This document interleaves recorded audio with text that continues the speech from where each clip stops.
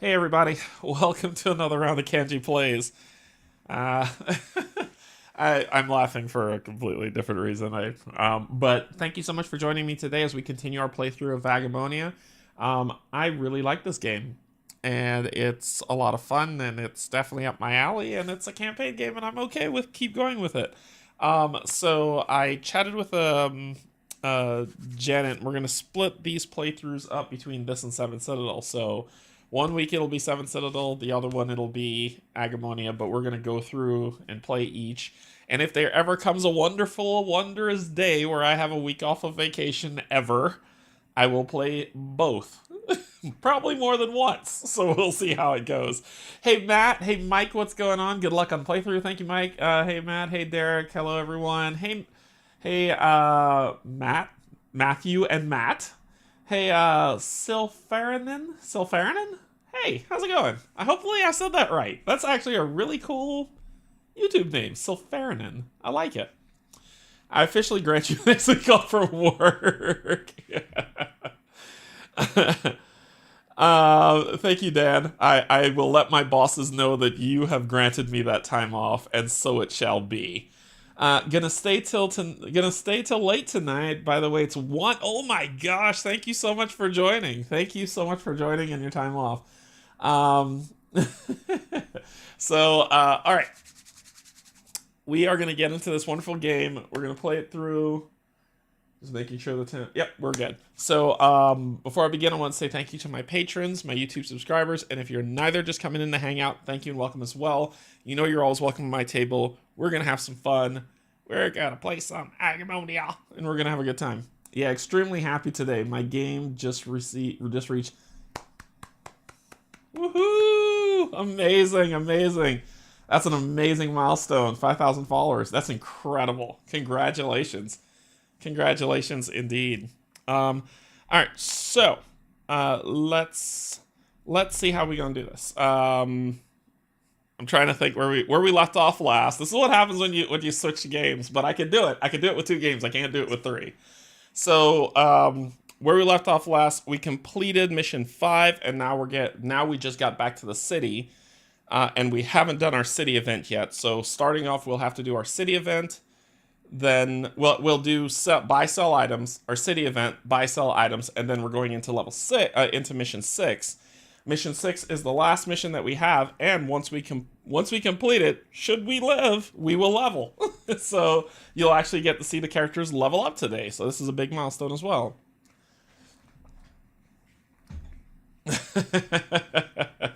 All right, so let's get down to the table. Let's have a good time. Yeah. I'm a little scattered today from what happened before I started streaming. So that's why I was like, oh gosh, oh no. But we should be good. What happened? I seem to be having some issues with the app on my iPad Mini 4, which is, I don't know, probably a decade old. And it makes sense that it would have issues. Unfortunately, I cannot afford to buy the latest and greatest iPad because that's out of my price point, and but I'm trying to find a reasonable, powerful tablet that has longevity, right? That has some staying power, and I want to use that tablet to basically play the game, play the audio narrations. But for this playthrough, you will enjoy my voice and not the audio narrations, which we've grown to love, so please don't hate me too much. I'm going to do some research between this and the next playthrough to see if I could find a reasonably priced tablet so that we can bring the audio narrations back, because you know I love them, and I hope you enjoy them as well. All right, let's get down to the table. Okay, so we landed back in our city after we went through some really great stuff. Have you tried stone tablets?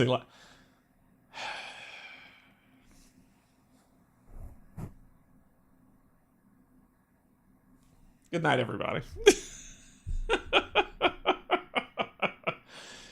Windows-based tablets, or does it have to be... No, it doesn't have to be Mac. It doesn't have to be Mac. Windows-based tablets are fine. I haven't had... I think the only one is the Surface, but Surfaces are expensive. Like, they're almost as if not more expensive than an iPad. So if you have a Windows-based tablet, that has the power of a surface without the surface price tag, I'm willing to hear what you got to say. But, all right, so we got back to town, and I've set everybody up with what they had before when we ended. We can buy stuff, but we cannot take city actions until we do the city event. So, methinks, because, you know, we're rolling in the deep in money here, right? We're flush with cash, that it's time to get everybody a backpack.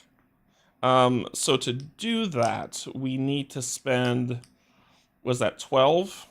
So that's 10, 11, 12 money. So we'll spend 12 money to gain the other 2 backpacks in here.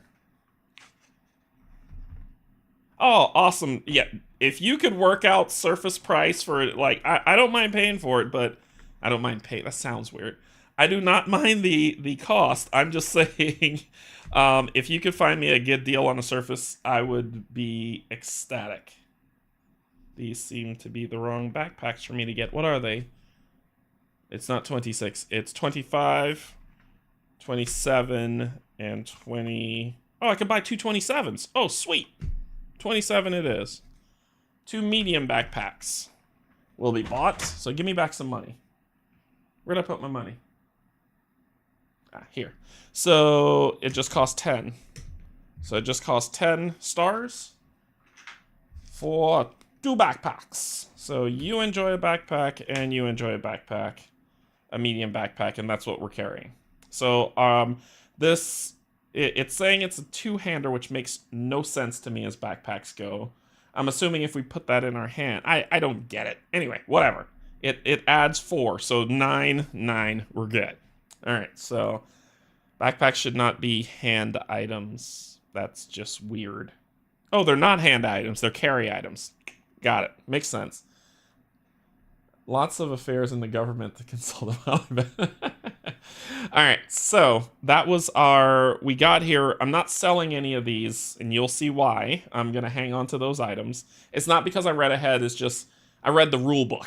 So therefore, I know what's coming. I want to hang on to these things that I have. So is that all we're going to buy?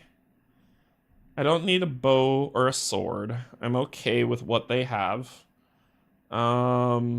We could buy some blight caps, but not right now. I've already got everything I need from here. And we could spend money, but nobody's hurt. We're doing okay. So I think we're good to go into the city phase. So we will draw our city card. So you get the deck of city cards. Give them yon shuffle.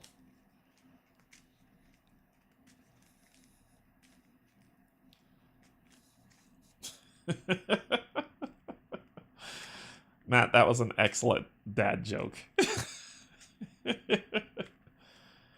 This game is really amazing, by the way. It beats Descent in every aspect, needless to say, playtime and content. I think it's, and that's why I put that comparison in there for me. I think one time someone asked me, hey, you know, what do you think of Agemonia? And I said, it feels, it has a vibe of Descent. And someone's like, it's nothing like Descent. What the Durka. And I was like, I said it feels that way. And I didn't realize I couldn't have an opinion. But yes, it was, it gives that vibe of Descent. And I love Descent. So it was fine with me.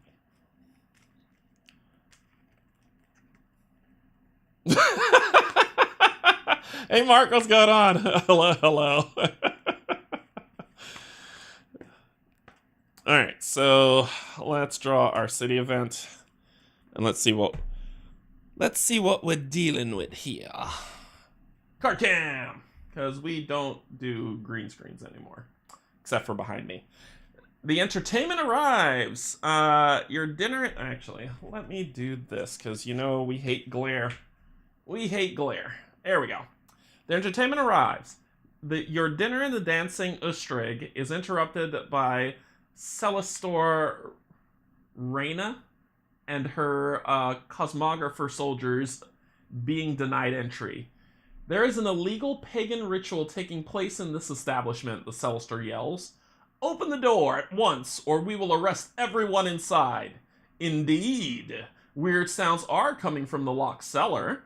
So what do we do? Do we run to the cellar and hope there's another exit so you can escape? Delay the cosmographers so that the rituals can be cleaned up? Or let the cosmographers in and help them stop? Put an end to this ritual!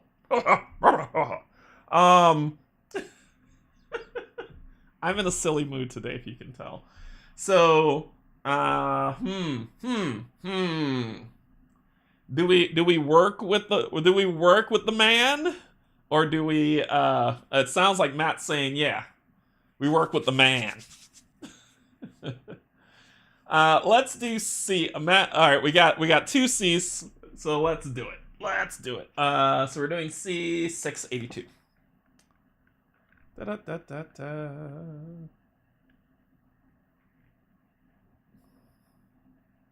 682. Boop, boop, boop. Thank heaven you came! You walk to the door past the innkeeper and let the cosmographers in. Celestar Reyna nods at you gratefully. She then turns her eyes towards the innkeeper. This is my unpleasant duty. Tear the place up, she orders her soldiers. They quickly start examining the kitchen, the cupboards, and the customers, but you direct them to the cellar. Man, stool pigeon. They kick open the door to find the dirty blasphemers are trying to clear away the evidence of their superstitious ritual. You have done a great service to science. Did I just serve Scientology? The Celestar tells you as her soldiers arrest the innkeeper and the other pagans. Gain 1 reputation with the cosmographers. So, on my reputation board in the app, we're going to do this one. Nope. This is why the app and me don't get along. How the biscuits do I do this? I don't want to go out to the world map. You're going to make me go to the world map. See, this is where this thing does not work for me.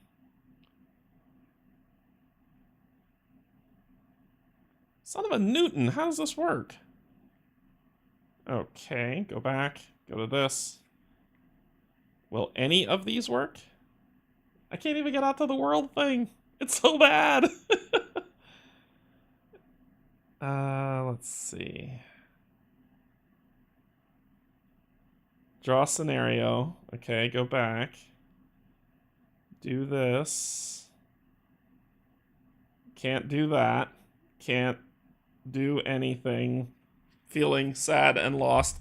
I will remember that.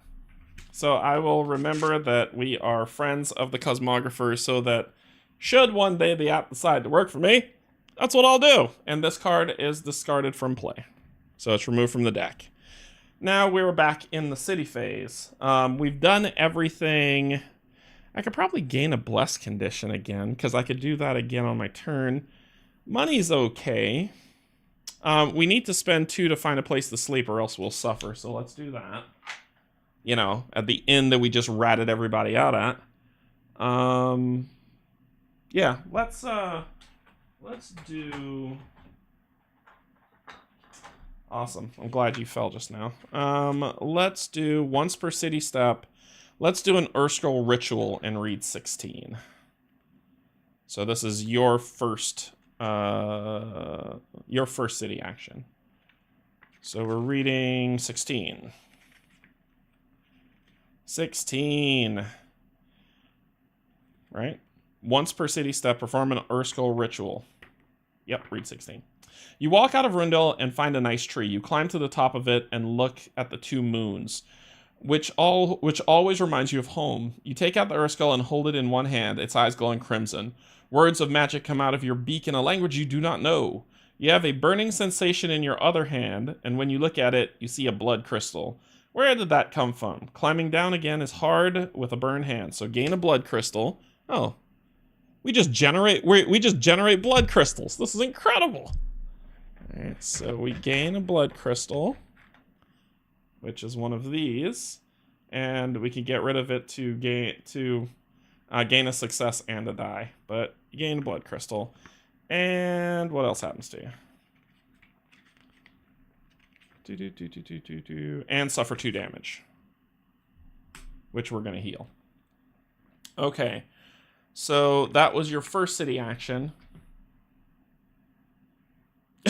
You'll take kindly to those pencils and paper types around here. You lost. All right, so that was our first city action. Our next city action is we're going to go fishing. So we're going to roll a blue die, and it's +1 on whatever's going to happen. Oh, look at that. That's a 2, so that's 3 money coming in. And I did that, so as our second city action, because I'm going to come over here, and it's either a city action or you pay money. I just need to spend 4, because it costs 2 each to heal fatigue and 1 damage, right? I'll just do 1. Spend 2. Spend 2, gain 1. And I'll heal 1. And I'm good. You're done. I know I'm gonna need this next, and that's why I'm gonna pick it up now, because when I level, I don't want this to be an issue. So get on back in there. Alright. Granosh, they are going to do one of their thingies too. Can you respect your character? Can you respect your character in a game? My reply was, yeah, it's called...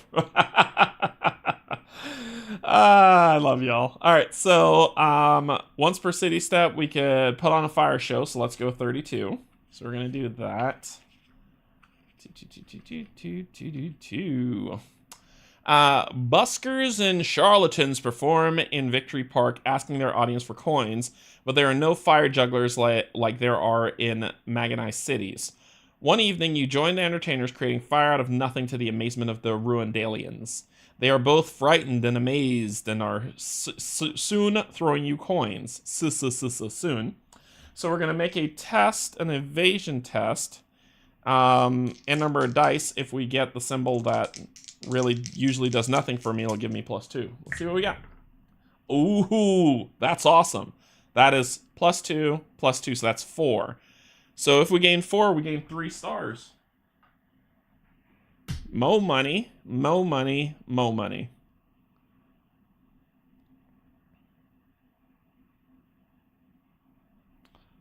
So that is good for you for your first. And for your second...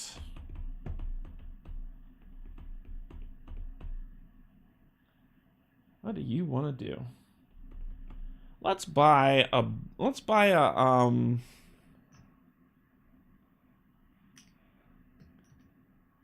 no, let's not do that. We're not gonna do...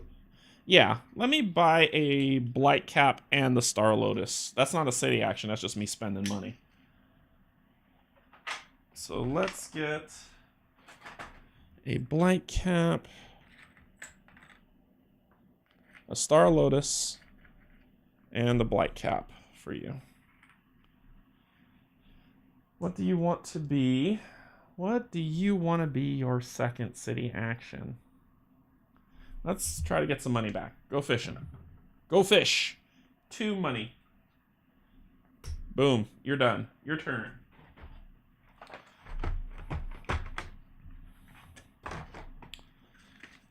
Alright, we are going to... once per city step, heal the poor in Ruandale. 10. I think this one gets us a bless card. You walk around the Northgate district and the beggar children soon surround you. They are hungry and many of them suffer from illnesses or festering wounds. Ugh. You spend the day healing the poor with your Ioun touch. They bless you in the name of the stars and the pagan goddesses. Roll a counter die and consult what we get. Counter. I rolled a 1. You're relieved not to find anyone who is seriously ill, and you feel good about any help you could give. Do you know if I rolled anything other than that, it would have been good. But no. Justice is his own reward. A load of crap. A 1. Thanks, game. We're starting off right. So that was your first. Your second. Let's go fishing. Awesome. It's going to be a hard day for Lunara today. It's going to be a hard day. All right, so that finishes our city actions. We then are going to begin the Vault of the Ancients. It's going to be a hard day for Lunara. So we're starting this mission. Hey, just popping in to say hi. It's past midnight here. Also, I don't want spoilers for when I play this myself. Have fun. Thanks, Pontus. Have a good time. So we're going into the Vault of the Ancients. We need to be level 1, which we already get it. And the star on the side means that if we complete this mission, we will gain an experience point, which is the second experience point that we needed to level up. You have the key to Skyrender Tower in Ruindale, where you must light a beacon to ward off the demons. So first, we're going to head to Skyrender Tower to read 183.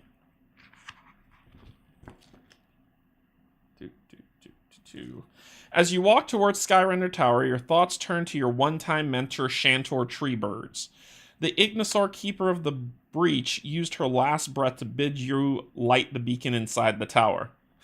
Gondor calls for aid. Sorry.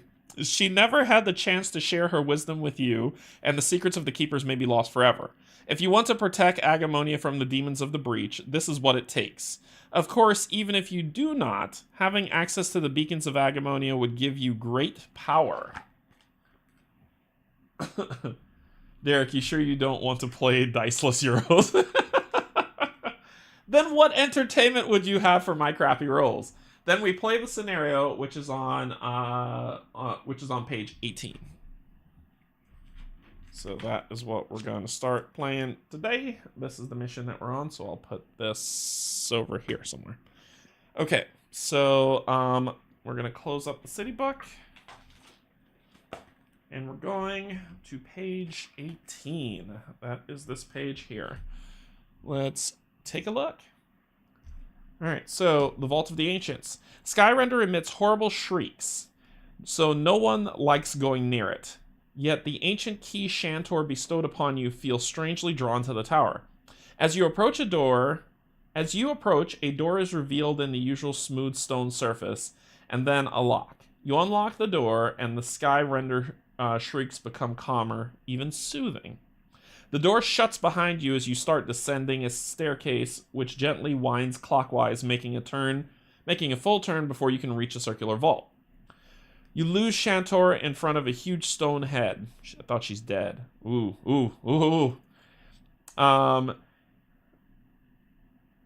You lost Shantor in front of a huge stone head. Here, there are 3, all of them menacing and silent. The whole chamber seems to be a magic circle, just waiting for some ages-old ritual to happen. The three hemispheric receptacles in the center are clearly a part of it, but if this is the beacon, you have no idea how to light it. Additional setup. Reveal enemy card 1. Enemy card 1, through the magic of television, is a Revenant. This Revenant is Aox. It will go on the blue monster's turn. It has 15 health, not per, just straight up, and its provoke is 2, so not bad. It also says that it has a special ability called Revenge. All right, so it also comes with fun stuff, fun stuff that's gonna hurt us. Like really, really bad when it plays. So let's find out what Revenge is about.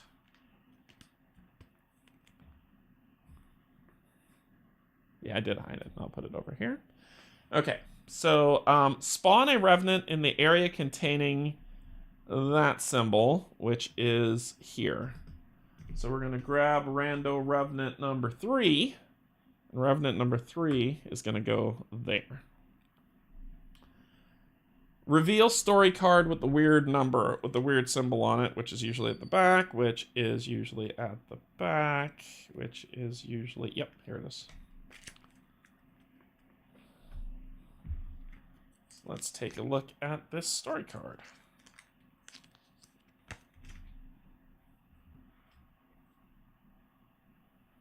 Floating discs. At the center of the room, a metallic disc hovers above the floor. Its glowing runes are obscured by strange moving shadows, which are trying to take shape. The pulse of the runes and the shrieks of Skyrender seem to be synchronized. At any distance, we can take a closer look. So reveal story card square and flip this card. So we got to take it in order. First, we're going to do a closer look.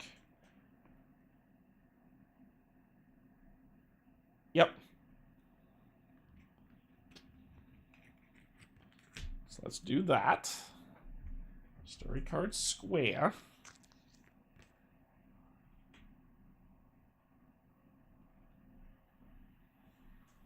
Alright, so a trespasser in the vault. The shadows converge and coalesce above the floating metallic disc.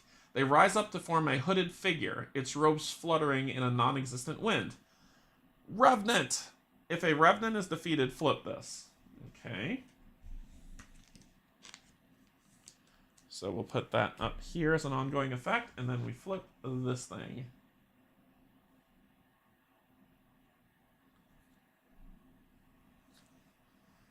Alright, so hemispheres. Even from afar, you sense the shadowy tendrils reaching towards you, sucking away your strength. Oh, no. The floating disc has 3 receptacles left. Middle and right. Some story cards will allow you to open and close receptacles. When a receptacle is open, place a target token on that receptacle on the map. When a receptacle is closed, remove it from the map. So there is... Where? I have to look at that a little bit closer to see where it is. It's on, oh, it's here. These things. Okay, 1, 2, and 3. All right. When we're at that location, place an orb of power into a receptacle. Only if there is not a revenant on the scenario map at all. Okay, cool. And we need to spend a maneuver to discard the orb item card, and then we read what we read. So, cool. That is a thing. That is a thing that will occur. All right. Place 3 blue teleporter tokens next to the scenario map. 1, 2, 3. 3 teleporters. Next to the scenario map, we'll put them over here. Alright, additional scenario rules. Revenant special ability Revenge. See page XX of the rules reference. I know there's errata to that. I just think that's funny. Alright, so let's take a look at the errata for that. Let's see. Where are you? Scenario 6. Here it is. The Vault of the Ancients. So it says, in the Revenant Special Ability section, change XX to 29. Change the Returning Revenant achievement on 76 and Illuminating achievement. So that's at the end of the game. But 29 of the rules reference will tell us what revenge means. So hide that. Grab the rules reference and go to 29. Revenge! Alright, there it is. Revenge, right there. When an ally or enemy with revenge takes damage or stamina loss from an attack, the attacking enemy or ally also suffers an equal amount of damage. Oh, dear goodness. Okay, when an ally or enemy with revenge takes damage or stamina loss from an attack, the attacking enemy or ally also suffers an equal amount of damage, or the attack's stamina loss as an equal amount of damage. Allies do not roll a reactive check to reduce the revenge damage or stamina loss, and an enemy shield value does not reduce the damage. For attacks that apply a condition as well as damage or stamina loss, the attacker does not gain the condition. Revenge has no effect on attacks that apply a condition but do not cause damage or stamina. Hey Paul, what's going on? Hey, just heading to bed, but wanted to pop in and say hi. This is the last scenario I've played. Oh, that's awesome. And you had to deal with this lovely revenge thing that sucks.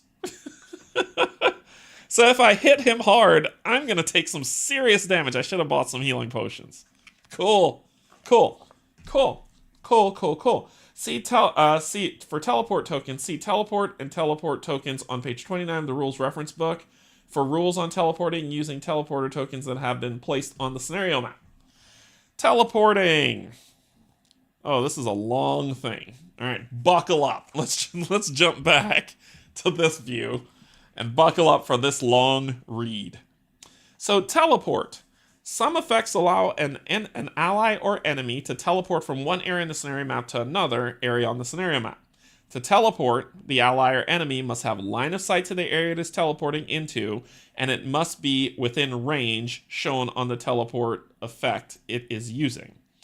The ally or enemy is not considered to have entered any of the areas in between, so just moves.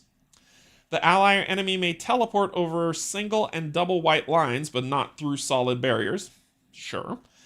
Allies are not subject to an enemy provoke ability for teleporting when they leave the area, and the ally or enemy may teleport into an area that is at maximum capacity, whether it contains enemies or allies, although they may still not end their turn there.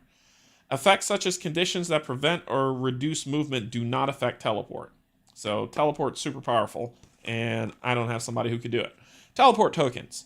Some scenarios place blue teleport tokens on the scenario map. The scenario will explain any additional rules for using these teleporters, such as whether to place the tokens active or inactive side up. Some items allow you to place purple teleporter tokens on the map. An ally in the same area as an active teleporter token may teleport to another teleport token, active or inactive of the same color. Follow the normal teleporter rules above with the following exceptions. Line of sight to the teleporter token you are teleporting to is not required, so just blink blink. If the effect that places the teleporter token does not specify a range for the teleport, the range is infinite. You must spend one movement point to teleport. Good buckle up. D&D teleport. Not broke. Hashtag broken. Indeed. Indeed. Okay, so we've got one there. We've got that. We've done that. Let's talk about how we win and lose this thing. You successfully complete the scenario if you are told to read outcome 1 scenario success. Play to the end of that round. You fail the scenario if all heroes are exhausted. If you both succeed and fail in the same round, count as a success. In either case, read the relevant outcome, scenario, success, or fail forward on page 76 of this book. And this is our map. We're starting here. So everybody get into it. Let's get this started. Let's get this started in here. Everybody. We're one away from A1, so we'll reveal that in a second. Just kind of breathing the board. Okay, these look like where the teleporters are going to be. So let's see what happens there. So let's pull A1 and see what happens. A1, I mean A, sorry. It's what happens when I play other games. Alright. Runic Circle. The carefully crafted runes of the magic circle indicate it might be meant for summoning something. It is not activated right now, but there is a slot that might be crucial for powering it up. When we're in that space, activate Magicanism. Yeah. Discard an or a gate token to crystal to flip. I don't have any of those, so we gotta find where those are. Cool. So that goes here, and that's a thing for us to do. We're gonna shuffle this up. It doesn't look like the timer tokens mean anything in here in terms of start a timer, but we'll shuffle the timers anyway. And we keep playing until the game says we win or lose. And you have 15 health. Let's get you set up. You are number 3. 15 health. So we need to kill you. And you have revenge. Gross. This is going to be a hard one. This is going to be a toughie. Shuffle those up. Push this back. Oh, no. We're not going to push this back. You're going to go here. And then we'll shuffle these up. Because just in case it says start a timer, let's not start with 6 or 5 or whatever the highest number is on these cards. 10 guamillions. Let's see here.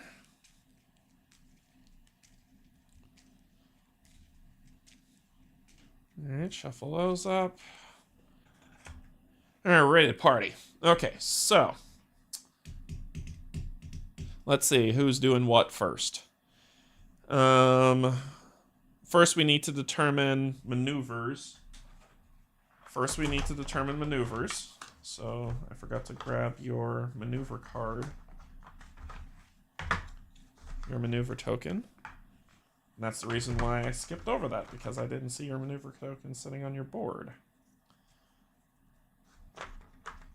Alright, put that back, put that back, put that back. Right here.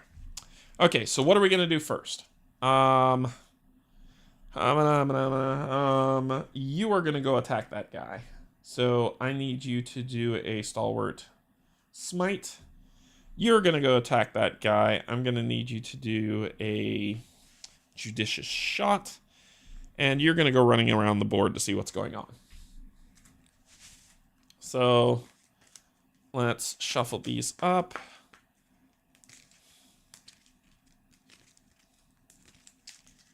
And first maneuver, red, then red monster, green, then green monster, blue, then blue monster. So it's going last, but it's coming with some teleport in its face. Okay, so fun times. Okay, so red goes first. You. So we're doing stuff, right? We're moving. We're gonna spend 1 to move. I want to know what this is. So I'm going to go 1, which hits J.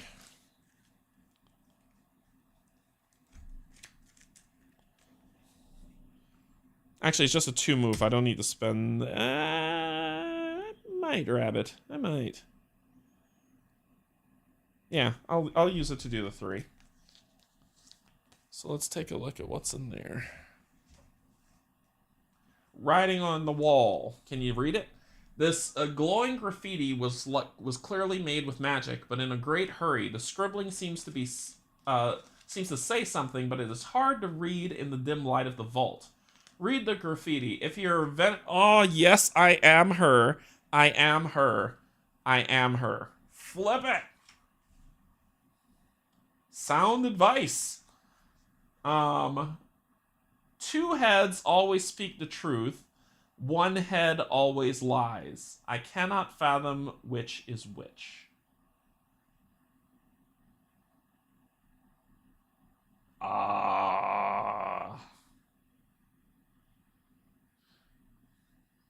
Okay, so of the 3 heads, 2 of them speak the truth and 1 lies. Oh, and as I could say, it does stuff, so we'll have to see. Okay. So something's going on with the heads that we have to be quite aware of. Gotcha. So cool. I'm gonna put this on the side. I'm gonna put this over here. This means something. So let's just put that there. So that was 1. 2, 1 space away, so we get to see H.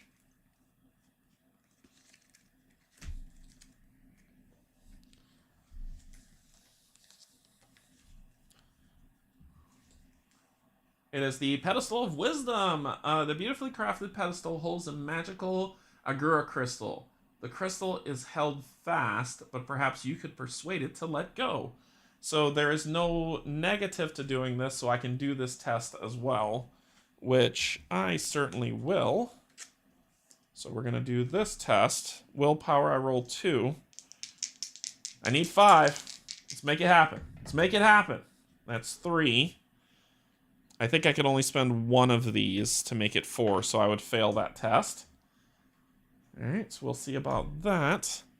So that's 1. I only moved 1.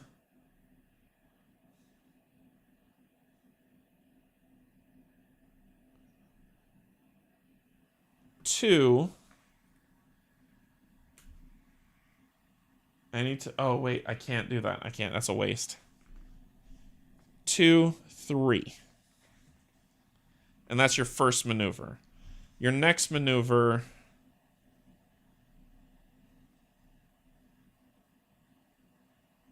I see 2 crystals.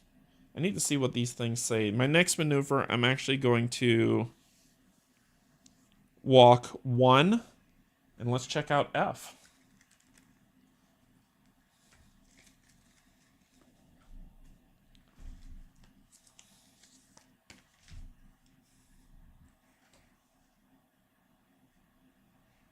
Left Stonehead. These Stoneheads remind you of the one where you last saw Shantor.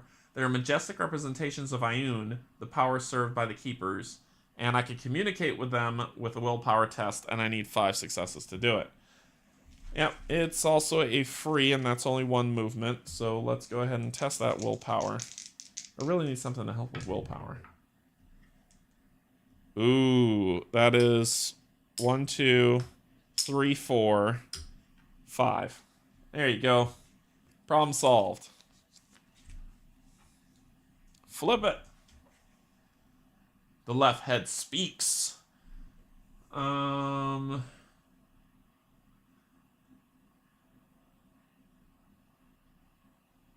see. The deep, soothing voice of the Stonehead booms in the chamber. You have found your way here, but you are not yet a keeper of the breach. Do not place an orb of power in the receptacle on the left. Open the leftmost receptacle. Close any other receptacles. And we can do a communicate again to reopen it, and it has that cost. Okay, I see where we're going with this nonsense. So the leftmost receptacle opens. This comes up here. Let's see. I need to move this someplace that makes sense because I feel like I'm going to need this entire side. So let's do that, that, and that, and that. And we will move this over here because we're not reading anything just yet. All right, so that was, let's see, I did 1, 2, 3. Then I did 1, 2. And that was me. I'm done. Do you want to drink this heal? Nah, you're not. Nah, you're all right. You're all right. You're okay. You're fine. Yeah. Okay, so that was Red's turn. Red monsters, no red monster. Green's turn, which is you. So you are just going to move 2. You're going to go 1, 2. Yep, you're that space away. And you're going to, for your first maneuver, your second maneuver is you're going to Judicious Strike with your Ceremonial Spear. So you gain +1 success and Pierce. You have no shields anyway. I roll 2 dice.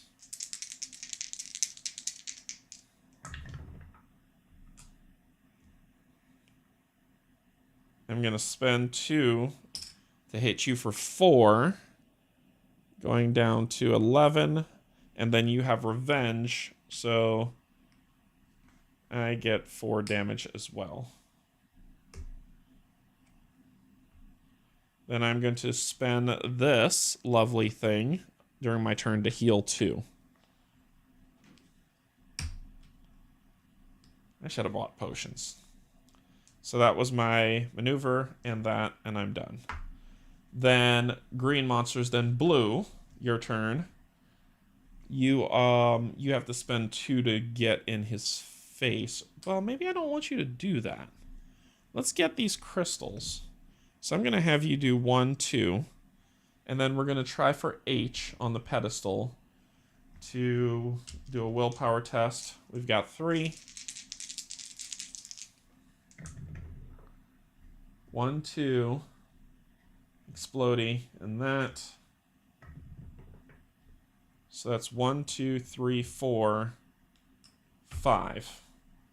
So we got what we needed from you. And we can flip this. See what it says. The pedestal obeys. You close your eyes and sense the pedestal has a telepathic presence. Not a mind exactly, but something which you can force or persuade to acquiesce to your will. Eventually, it releases the Agura crystal. Gain an Agura crystal token. Remove this card from play. So we'll remove this card from play.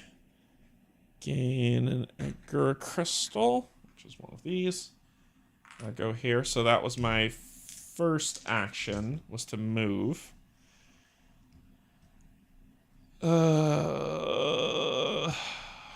Biscuits. We discard an Agura crystal. What do I need to do this? Discard the orb of Ioun item card. Okay. So I need to get here to discard the crystal to flip that. So we're going to do my second one, which is going to be, unfortunately it has to be that because I said I was going to attack, and I didn't think that one through at all. So I'm going to just do a rethink, and I'm going to move 1. And that will be my turn. That will be that. Then blue monsters, you're doing your middle ability. Oh no. Okay. I've never seen this game, so I'm not giving spoilers. Oh, and by the way, in a week... Oh, your egg hatches? Yeah, a couple people's eggs have hatched already. And they got their little... Yeah, like Matt's. Matt's eggs hatched. So he's got his little birds already showed up. Okay, so you're doing something awful to me. What are you doing? You're doing the middle one. Oh my. You're about to hit me so hard. So you're going to move. It's a melee. So you'll move here. And you are going to hit me. And you're going to give me a condition that's called bleeding. Bleeding says start of your turn. I have to lose the maneuver to discard this card. So start of your turn, I take a damage. Discard if you did not... Oh, that's enemies. Yep. So allies, I'm going to gain bleeding if I can't block all of this. I can't block all of this. So it's 5 damage inbound. Yeah. That's 5 damage. 1, 2, 3, 4, 5. That's all my health. Awesome. It's that type of day. 5 damage, and I gain bleeding, so at the start of my turn, one of these is going right over there. And I'm about to fall unconscious. Isn't that fantastic, or be wounded? Isn't that great? Cool. So that is going to be the end of the round, so we'll flip a timer over. This will become, I'll put this face up under here, and let's reveal let's deal with what we're going to do next. Jeez.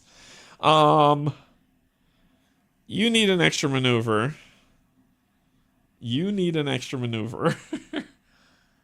You will need... Ooh, we probably might need to flash heal him too. So let's go reds. All red. We're all in on red. Green enemies, red. Red enemies, red. Blue enemies, blue, green. So we're all red. So that's what's going to kick. Okay. We're going to have you go first. You're going to heal... Well, sorry. Ah! Goodness. At the start of your turn, you're going to take a damage. You're going to have to discard a maneuver.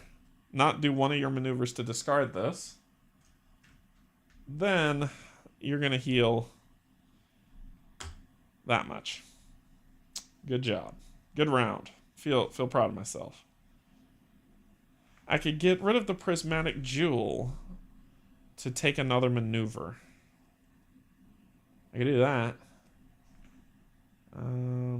It is way too early for me to be struggling like this. So let's... No, I won't do it. I won't be dissuaded. So, that's you. You are going to flash heal him because they're 2 away. So you're going to flash heal them for 3. Then you're going to spend 2 to do your maneuver Do I need to do 2? No, I don't need to do 2. I'm going to do 1. 1 move here. And I will discard this to activate the portal.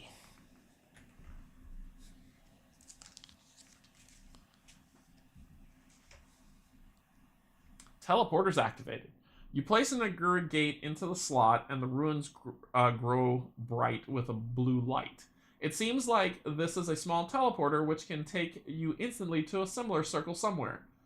Active, inactive. Place a blue teleporter token, active side up, in the area you are in. Place a blue teleporter token, inactive side up, in each of the other 2 A areas. Okay.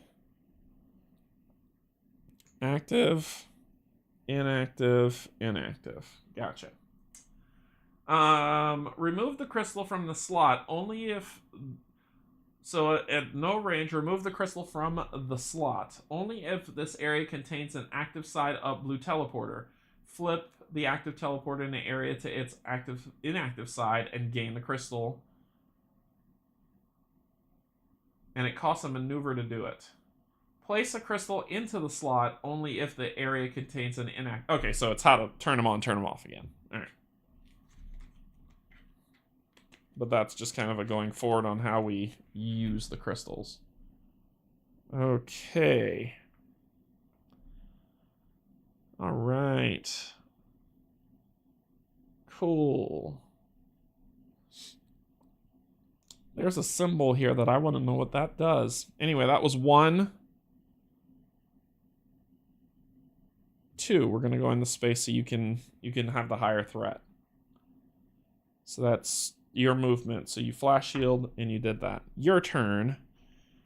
You got to get with the get-go. So let's go ahead and let's recover 3. And then our other maneuvers to spend 1 to 1, 2, 3. Let's check out B. Let's just reveal this entire room so we know. I have no idea what we need to do. So I'm super curious as to what it is. The middle head speaks. Oh, wait, wrong side. Yikes. Sorry. Middle stone head. These stone heads remind you of the one where you last saw Shantor. Okay, so now we're going to do the test to see if the middle stone speaks. So let's go ahead and do our free test. Willpower.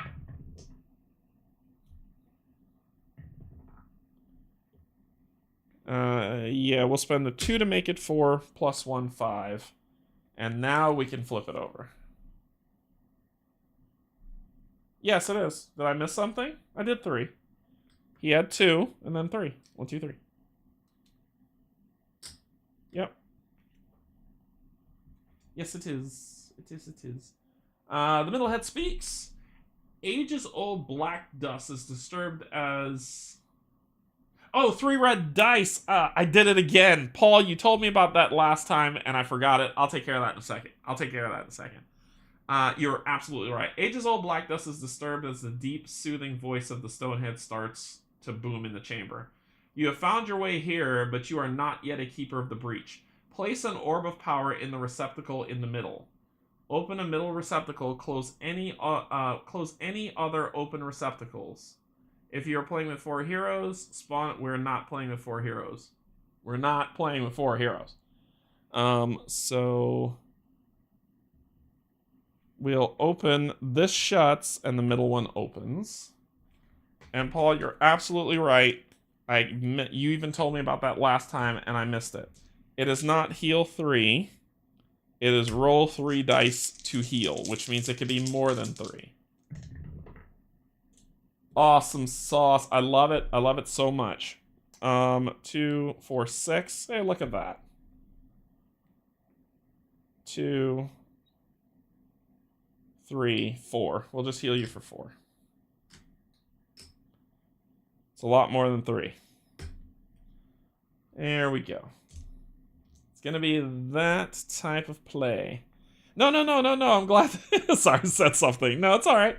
Make sure I play it right. I always keep forgetting that that's roll dice, not heal. I gotta keep that in my mind. So that is your turn. You did a maneuver to recover, and then you did a maneuver to move and do all that. Okay, where are these stupid crystals? Well, there's D, there's C, there's E, and there's G. And then there's whatever's here is K, which will probably be another aggro to open up one of those. So the crystals are probably here, and I need to find them. All right. Anyway, we're done. Monster turn. And it's going to do the same thing, but this time it's going to do it to you. So let's go ahead and see if you're going to get bled. I block 2 of 5, so I take 3 damage. And I gain the... I do not gain the bleeding condition. I just take 3 damage. And that is going to end the monster's turn. Time passes at the end of the round. We determine what we're going to do. You're all about running around this board, revealing everything. We got to kill this nasty monster, even though it's beating us up. So let's go ahead and do... We're going to spend 1. We're going to do a disengage. And you are going to do a stalwart smite. All right. So let's deal with next round. Red first, then red players, blue monsters, then blue, then green monsters, then green. So red monsters, none. Red players, you and you. Cool. You've got some maneuvers to do. You can go 1, 2, 3. Which should get us enough. So I need to, or we could just do 1, 2, 1, 2. Let's just do move. So we'll do 1 on D. Nope. Wait. Yes, I have to. D. Don't be a monster. Don't be a monster. Don't be a monster. Don't be a monster. Don't be a monster. Don't be a monster, please. Well-dressed skeleton.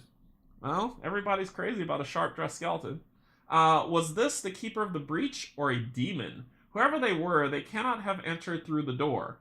All that is left is a skeleton dressed in a fancy robe, and on the floor near the skeleton's hand, an orb which radiates with immense magical power. If you are Venia, which I am, flip, and it yep, so it's just a free flip. Flipping for free. You pick up the robe and the magical orb. The orb starts to pulse with a warm white light. You realize this is an orb of Ioun and an orb of power. Clearly, you should place it in the correct receptacle in the center of the vault. You hope the spirit of this corpse is not angered by you taking the orb. Gain item cards 93 and 139. I saw another spawning.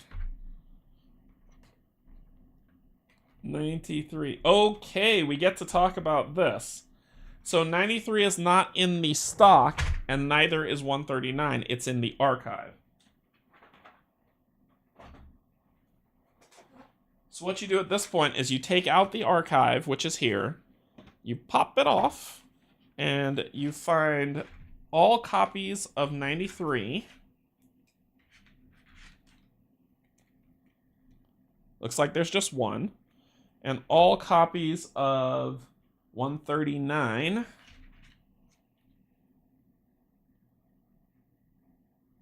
There's just 1.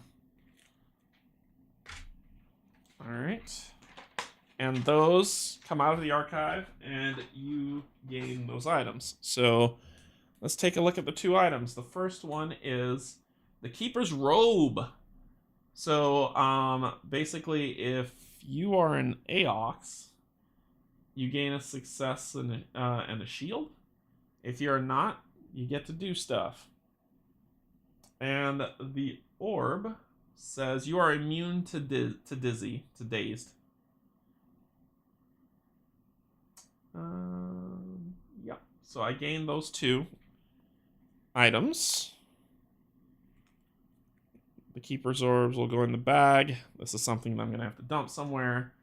If you are playing with 3 or 4 players, spawn a Revenant in D using Revenant Figure 2. Yep, that's a thing that occurred. And we've got a 1 and a 5 for you. So that was one movement. I am going to take the provoke to move away, and then remove this card from the play. All right. So we got that. We did that. And now the fun begins. So we are going to take that provoke to move out of that space. So how do I drop an orb? Because it said something about here, this one. Place an orb of power into an open receptacle only if there is not a revenant on the scenario map. Okay, so we're just going to be hanging on to those for a little bit. But I still need to reveal, and I will take the provoke. I'm fine with it. Not really, but I'm fine with it, so I'll move one here. And I'll take 2. 1, 2. And I moved into space C.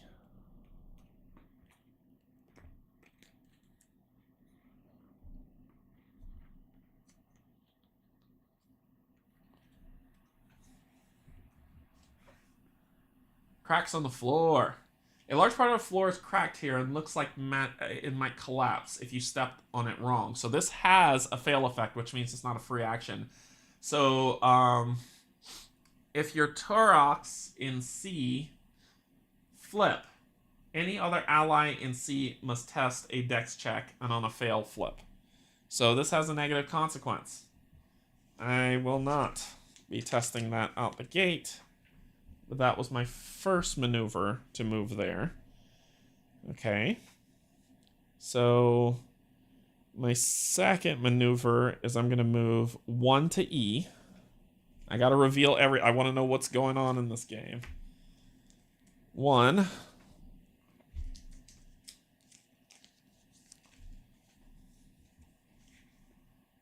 Magical rune. This is such a dark corner that reading the runic inscription is hard without, but we are Venia. We don't need to worry about that. So flip. Curse the revenants. No, don't you dare summon another one. These inscriptions were made by a keeper of the breach long ago. They describe a way in which the ancients used to protect themselves against Eos magic inside the vault. Blessings of the ancients. Good grief. You may only attempt this check if there is at least one revenant on the scenario map. If you succeed, each revenant suffers 5 damage. Ignore the reverence revenge ability. Ooh. Well, I know who's going to be attempting that, and it's a It's not a it's a bomb. It's gosh. I think it's a compound check. So it's like, it's a It's not a let's see.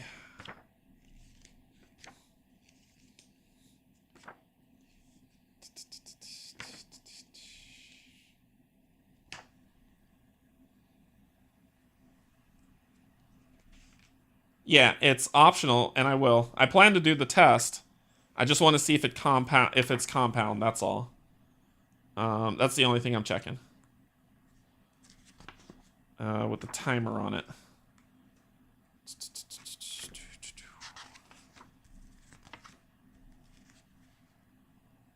Let's see.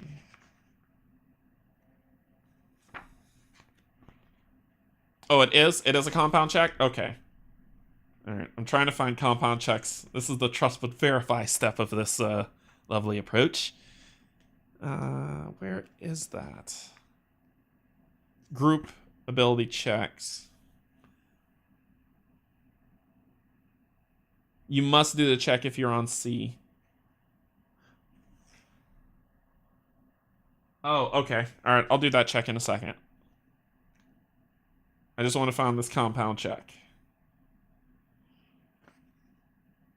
Thanks, Paul, for that. I think this is a... Where is that in the rule book? I need an index. Let's see. Okay. Thank you. Thank you. So I was like, I need an index. Anyway, let's go back to this. This one here is what he's talking about. So it says, any other ally in C must. I should be doing a dex check on this.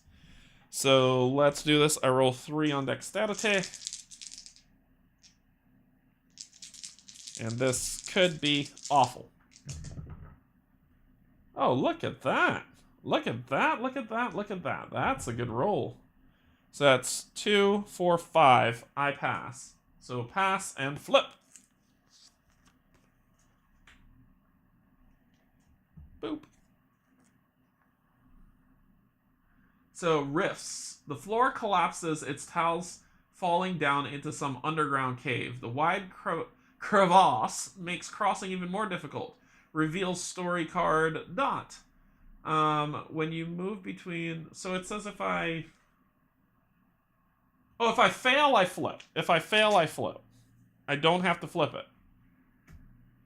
Anyone who stands on that tile has to do it. If I fail it, I flip. I do not have to flip it, so... I do not have to flip it, so I'm okay. Cool. So I don't have to flip it. I'm good. I was able to move onto E. And then we've got a group check that is here that I can attempt because there's no success. Each reverend suffers 5. There's no bad thingies. And I'll do 2 willpower check on it. So that's just 1 success on there, on that card. 1 success so far.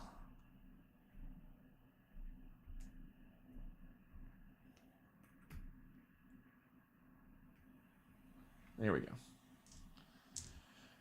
All right, and that, so it was 1, 2, and then I still have another move to go here for G. So let's, let's reveal G. Progressive ability checks. Thank you. Progressive ability checks. Rightstone head. So we can try to communicate with it. We know it's going to shut. But one of them is lying. 2 of them are telling the truth. We just got to figure it out. So let's do our test to see if we can gain 5 successes. That's 2. So no. We will not flip that card. We do not pass go. We do not collect $2,000. Okay. So that is your turn done. The next red is you. You're going to spend... You're going to do a recovery for your maneuver. And then you're going to spend 1, you have to do disengage. Where you're going to attack for 2. With +1 success.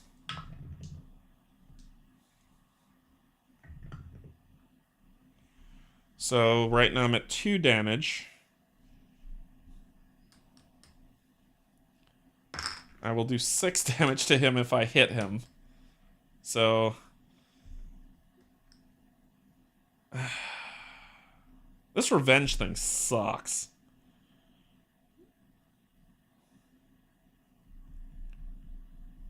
Do I just stick at 2 damage and just nickel and dime him down? I think that's what I have to do.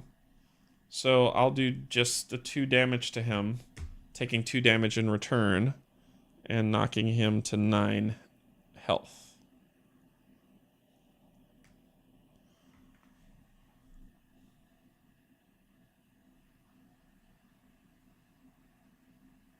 Ah, gotcha, Paul. Thank you. We use a lot of healing items in this scenario, yeah.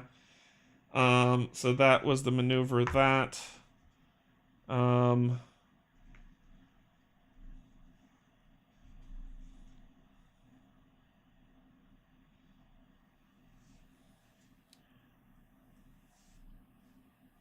Ooh. Here's a question. Does the Cube of Annihilation trigger revenge?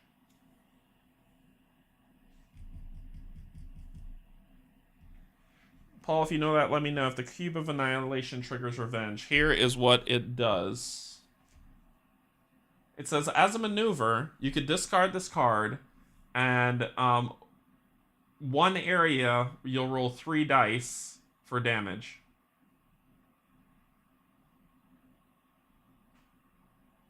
Dang it. Okay, it is an attack, so yes. Biscuits. Let me see.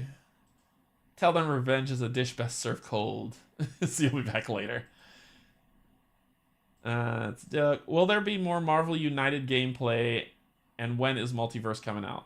I do not work for Command, so I don't know. Will there be more? Yes. When there is a Game of Palooza, they'll be playing my homebrews. When there is not a Game of Palooza, it will be when the Multiverse one comes out from Command, and then we will restart the entire campaign with the new map that Dom says he's going to work on.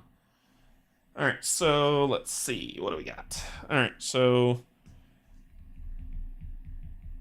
you're okay. All right, so that is red, done. Blue monster goes, and you're doing the same attack again for 5 against Lunara. Lunara does have the leather armor, which means that this is block 1, so 2 damage. 3 damage, sorry, 1, 2, 3. Ouch. And that is that Revenant's turn. This Revenant's turn. 1, 2, 3. 1, 2, 3. I think Lunar is about to be wounded. Because 4 people can fit in that slot. So, Lunar might be going down, folks. Boy. So that is 3. That is 2. Which means 3. It's knocked out. Yeah, this is gonna sting if she gets hit again. She's getting wounded, and there's nothing I can do about it. So, wow, this got hard. Okay, so that is that. Then it is blue player's turn. You're gonna use your boon to heal for 5. 2, 3, 4. Yes, heal for 5. I read that right. So you're gonna use your boon to heal for 5. You're gonna use your maneuver to heal for 2. And then, oh, sorry, you're in threat. Heal for 1. It's matter of fact, yeah, we'll just heal 1. And then we're gonna stalwart smite. You're behind. So let's roll our dice. I get +1 success on this strike. So that's 4 damage going to number 3. 4 damage going to number 3, taking you down to 5. And all I healed just went away. 4 damage on revenge.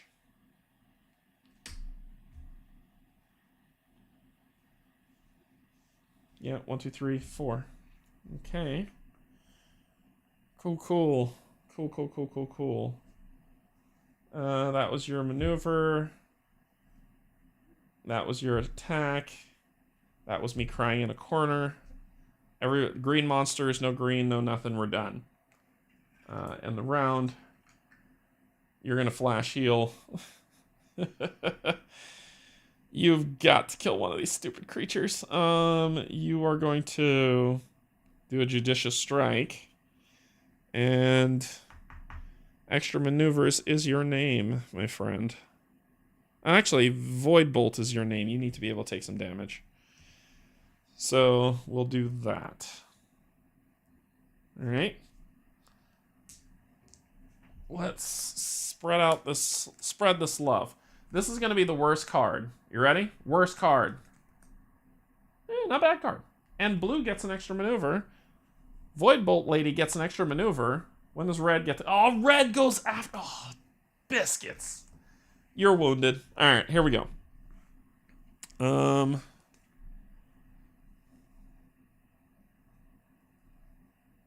I have a potion of healing. I can move adjacent to them, and maybe I can use it on so-and-so face. Using potions. Potions.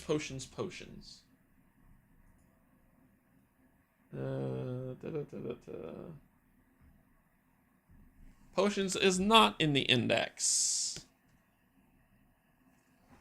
Can I use a potion on a friendly unit? Item cards. Item cards is 7, 21, 22.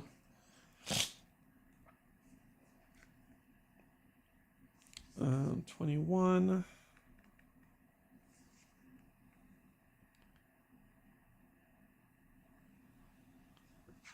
I want to know if I can use healing potions on allies.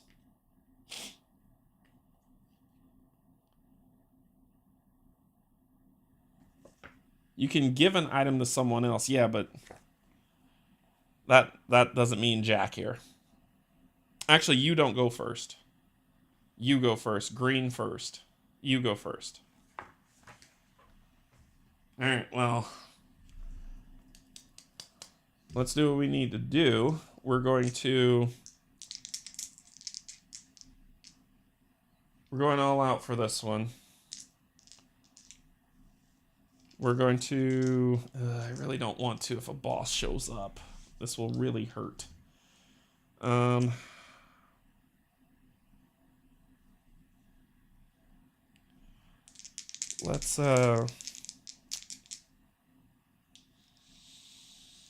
Let's pray. Let's pray.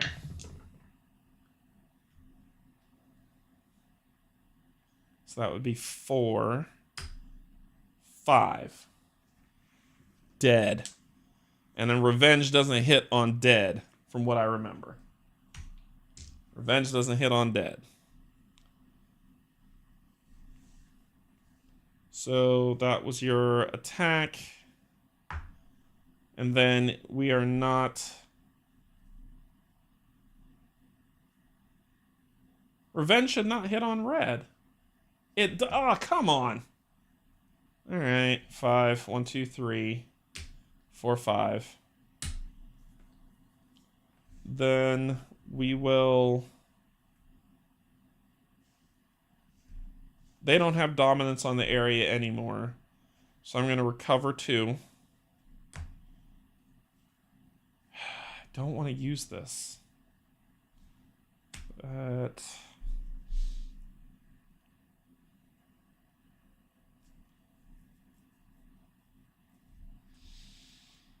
I'm going to use this prismatic jewel. I don't want to, but I will to gain an extra maneuver. That sucks that I have to use that, so I can recover 2 more. Then green monsters go. Then blue goes, which is you. Alright, so...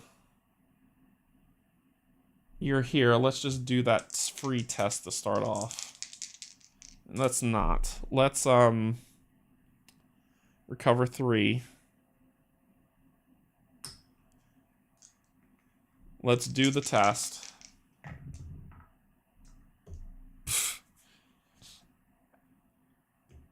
And then let's spend the one we need to void bolt you. And okay, so Actually, we're okay. I don't need to say that.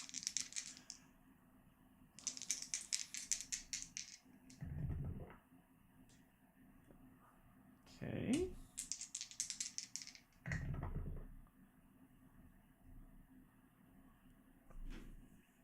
So right now we're at 3. And I only have 4 health before that thing breaks me down. So we're going to...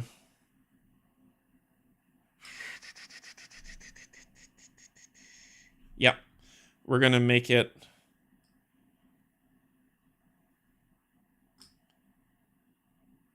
We're going to make it 4 damage. So you'll take 4, going down to 11. And I forgot to do this. I need to. I know, but just give me a second. Then revenge will hit. I'll take 4 damage. I'll then use the potion of healing to heal 5. So I'll heal 5. We forgot to do this. It says if a revenant is defeated, flip this card. Each time a revenant is defeated, returning revenants. The revenants turn into black smoke and seems to vanish into gray mist in the middle of the vault. The shadow attempts to take form again. At the end of each round, place one of those tokens on that revenant's enemy number on its enemy board. If there are 2 tokens on that number, remove it and spawn a new one. Cool. So that's going to happen going forward. Awesome sauce. I've got one other action. I got a maneuver left. Nope. I recovered 3, did the test, attacked, healed. I'm done. Oh, boy. Okay, so... yeah, Lunar's about to get hurt. So here we go. Blue is doing the squinty eye one, where I need to do a willpower test on Torment, or I will gain weak. Okay. So let's willpower test. I need to be, oh, biscuits. Is it blue? Yeah, blue. Willpower. So I'll roll 3 of these to block 5.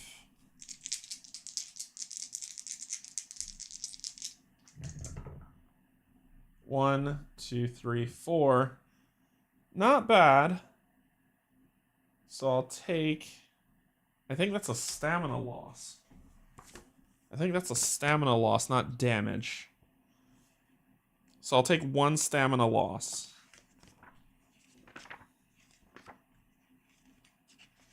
Enemy attacks. Stamina loss. Yep, it's a stamina loss. So I will lose 1 stamina because I blocked that, thank God. And you don't do that weakness thing on me, so I'm okay. Okay. That's all you do. Thank gravy. Red turn. I roll 3 dice to flash heal myself. So that's 4. Let's spend 1 to make it. Let's spend 5, 6. Let's get 6. 2, 4, 6. Woo! Feeling better. Alright, so that was my flash heal. And then I gain 1 more action. One more maneuver. Let's just recover 2. You were supposed to get another maneuver. Blue was supposed to get another maneuver. Yep.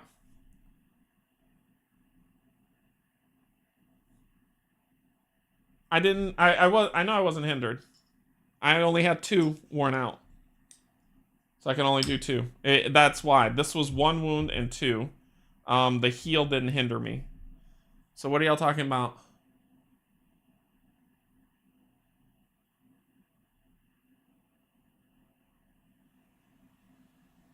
Oh, you're making sure. Okay, okay. I thought I screwed up. Read my tip above. We always forget that they can be used for 1 movement too. Achievement tokens are very versatile. Yeah, I've been using them. I wasn't going to say anything until you read the card after killing the first one, as they just keep coming back. Tip: you don't need to kill the enemies to win the scenario. Ah, okay. Yeah, I know I need to drop the orbs in. I just need to figure out where the orbs are, more or less. I have 1. I have 1 orb, but 2 of these heads are lying, so I don't know. And I need to kill to be able to put the orb in the hole. I have to kill. It said here. Oh wait, is it no longer the case? No, it wasn't this one. It was this one. It said, place an orb of power in an open receptacle only if there is not a revenant on the scenario map. So, that's the thing, like, I can't do anything until I kill all the revenants.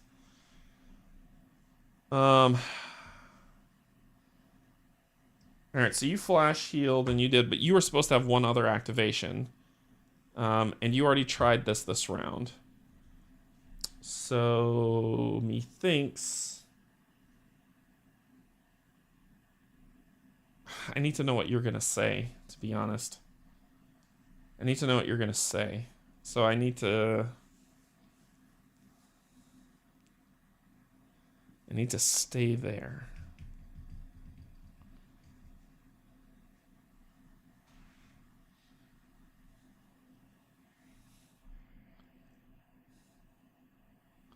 Yeah, my window of opportunity is dwindling. So let's...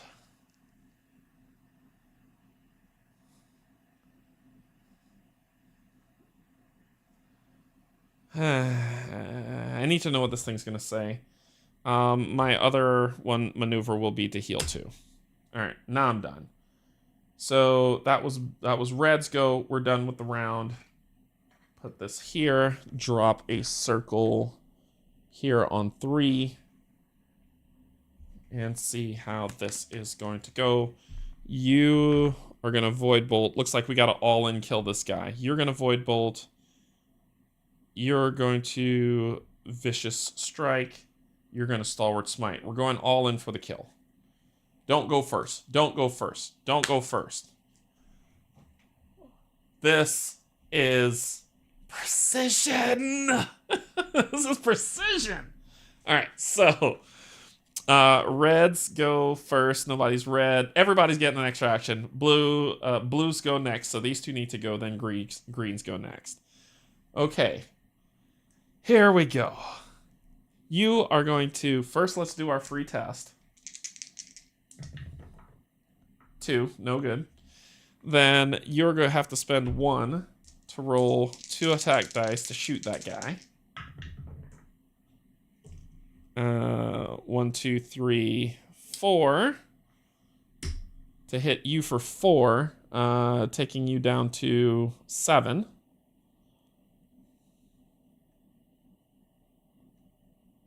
Actually, nope. Pull it back, pull it back, pull it back, pull it back, pull it back, pull it back, pull it back, pull it back. You do not need to go first. I'm even pulling that damage back and everything. Roll it back. I didn't think it through. You're going first. You are going to attack him with Stalwart Smite. You get 1 success out the gate.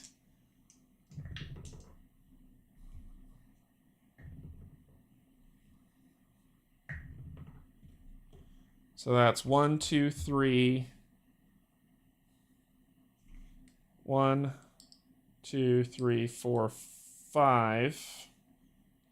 Right? All right, so it's 1, 2 to make it 5. Basically what I'm doing. So spend the 2. We're going to make it 5. It's 6, actually. 2, 4, 6. We should be okay. So it is 6 that I'm going to hit you with. So 1, 2, 3, 4, 5, 6.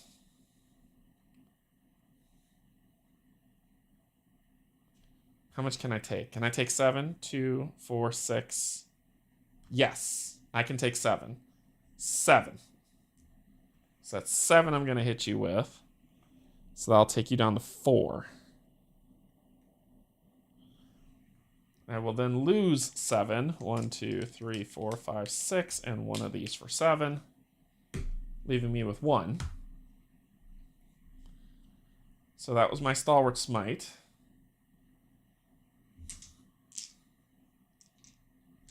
Then I will... That was 1 action. Then I'm going to recover 2.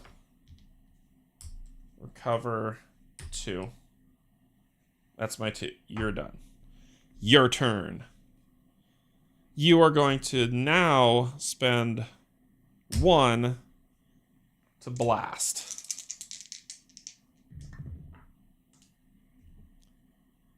That's 1, 2. Ooh, 3. Oh, you suck, game. I'm gonna use my drain. I'll use my drain ability, because this is way too important. So that's 4. The drain ability says... Yeah, this is way too important for me not to use it. So let's use drain and see what drain does.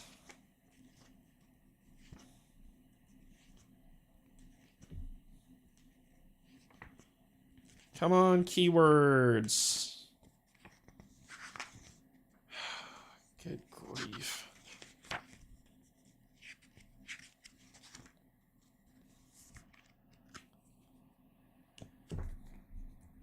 You need 5 since it's obscured. I'm not doing obscured rules. I'm not doing obscured rules.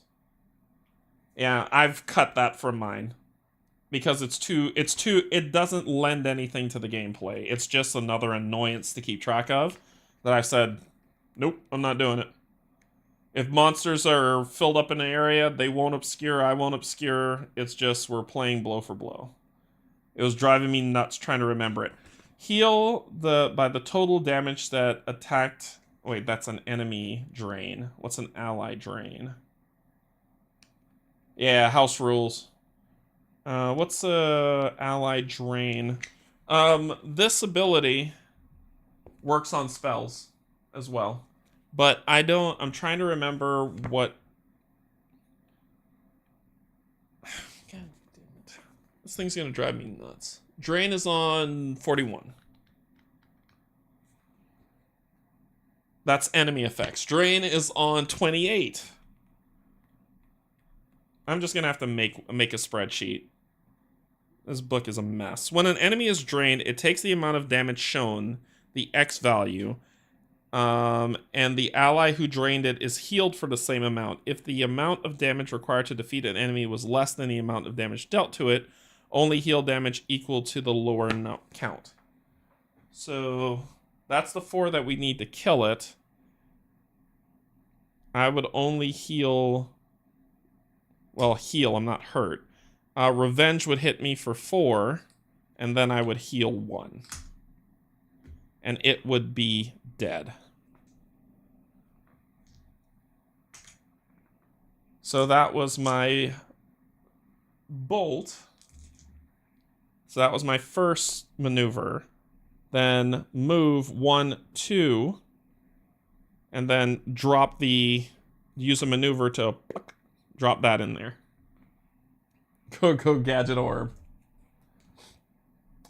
So this one's in middle, and it says when you hit the middle receptacle, read 612. Please be the right one. Because if it's like, nope, that doesn't work, we destroyed the orb. 612, not 621. 612. Wait, what? No.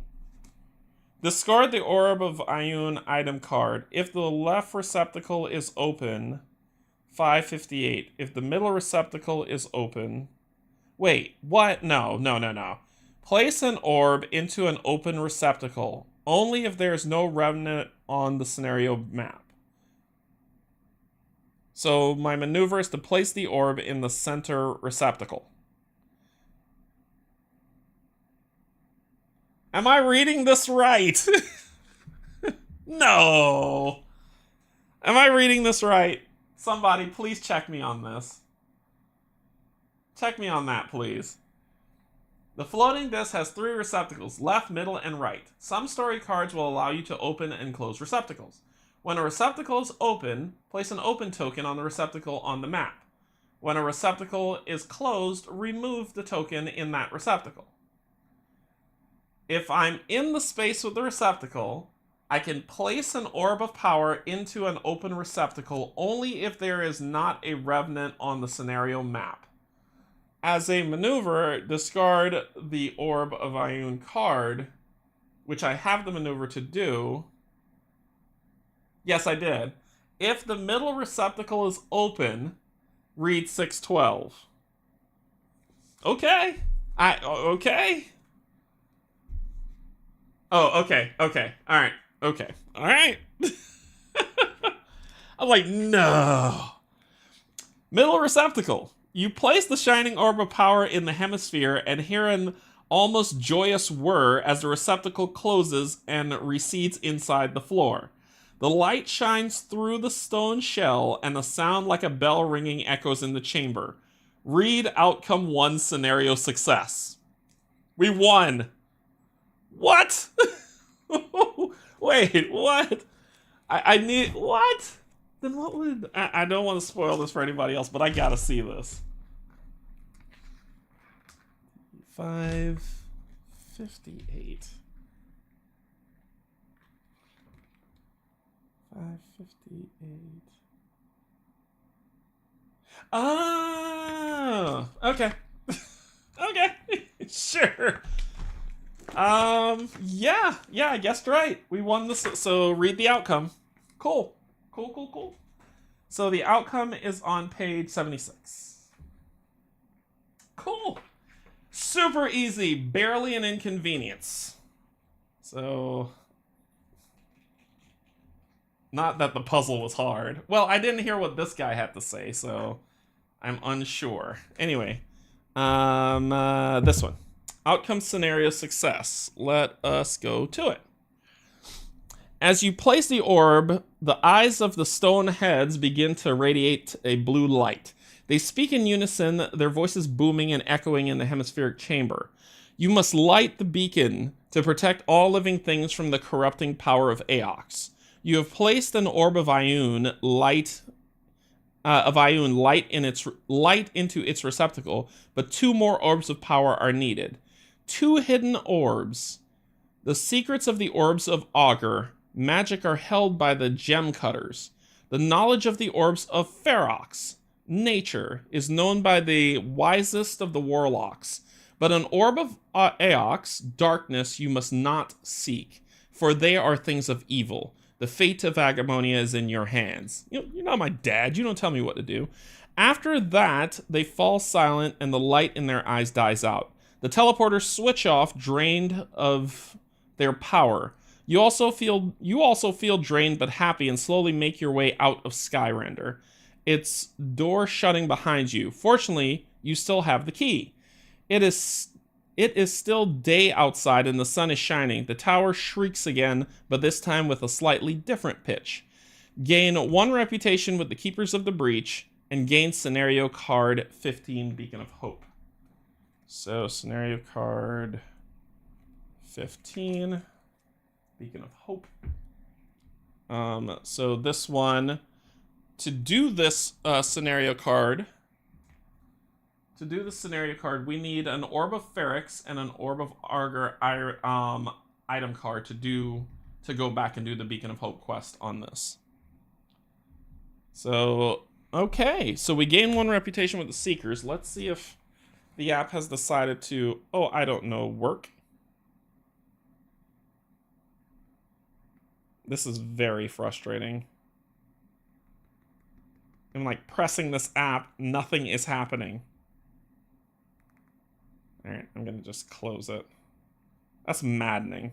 Alright, so we're supposed to have reputation with 2 groups. One of them is the Cosmere group, and the other one is the Keepers of the Breach.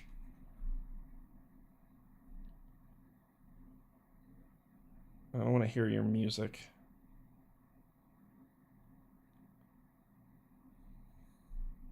Nope, don't care. Just, thank you. Reputations. So, Faith, we have the Keepers of the Breach, which we just got, and we just got the Cosmeres. We got reputation with them from before. So, I updated their ones here in the application. In the app, I updated it for us, but I'm slowly going to be moving away from the app. Yikes. Okay, so we gain scenario card 15, and then we deal with achievements. So, puzzlers, you place the orb in the correct receptacle the first time. I sure enough did. 1, 2, and 3. You defeat the Revenant at least 3 times. No. Full power. All 3 no. Sure-footed individual. You had no failures and at least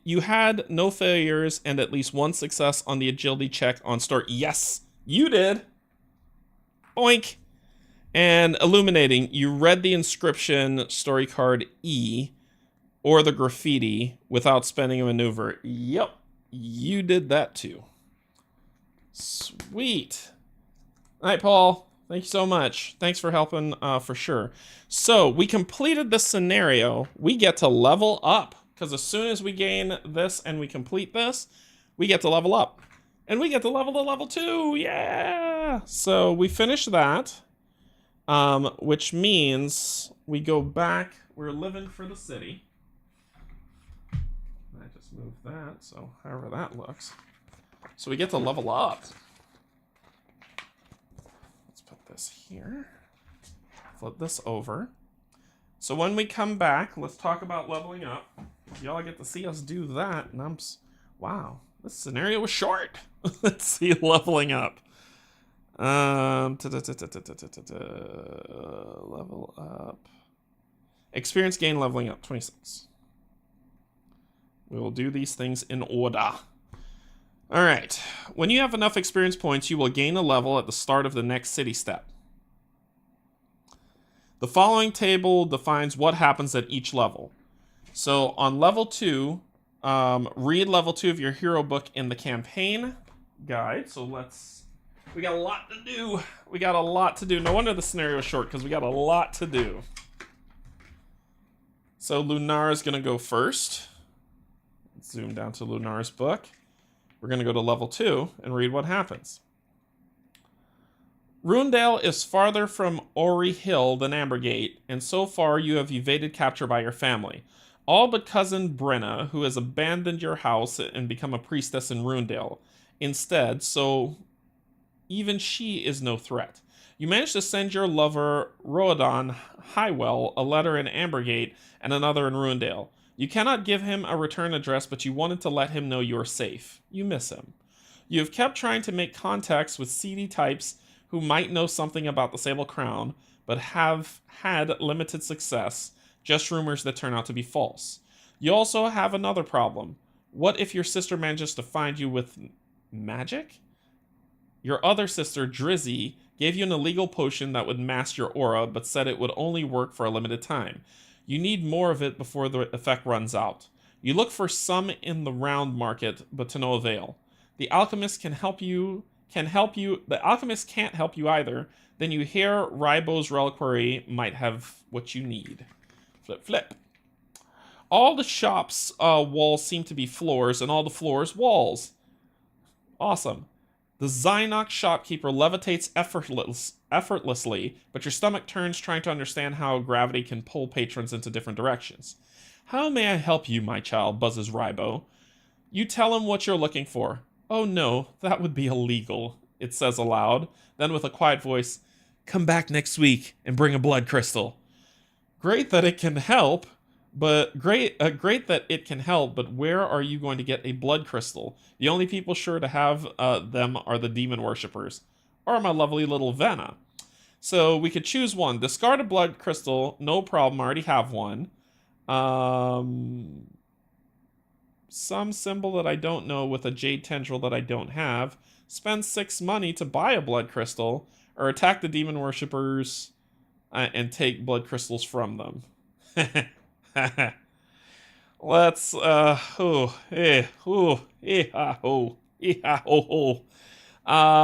going to discard a blood crystal token. No problem, I already have one to go to 6.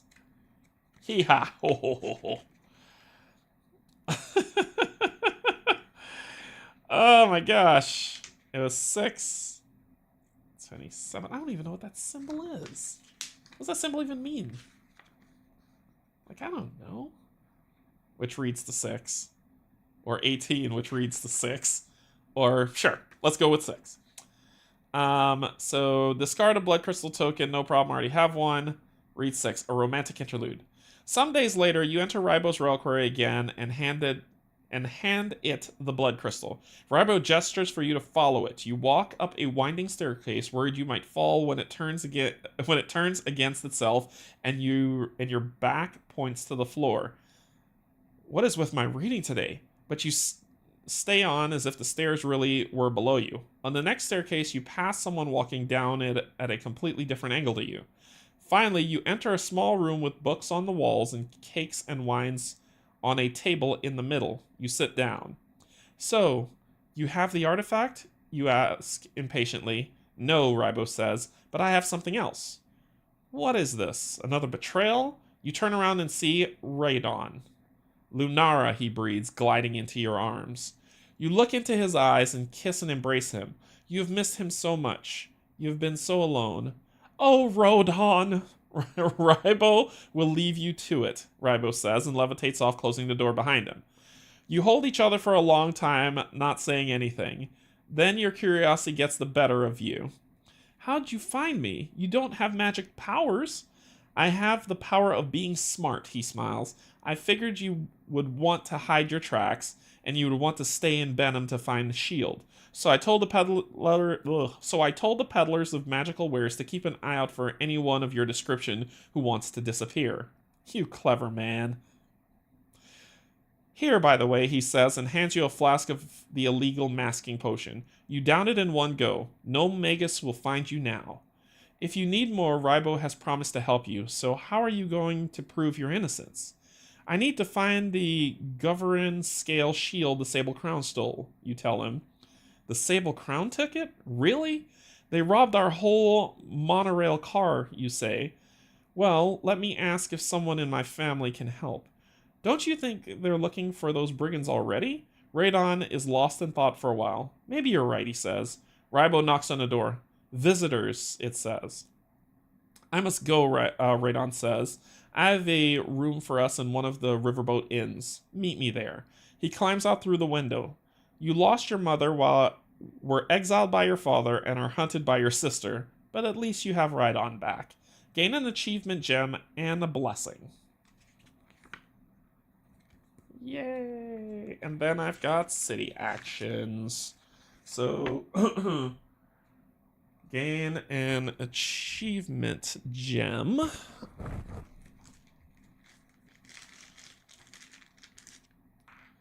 And gain a blessing.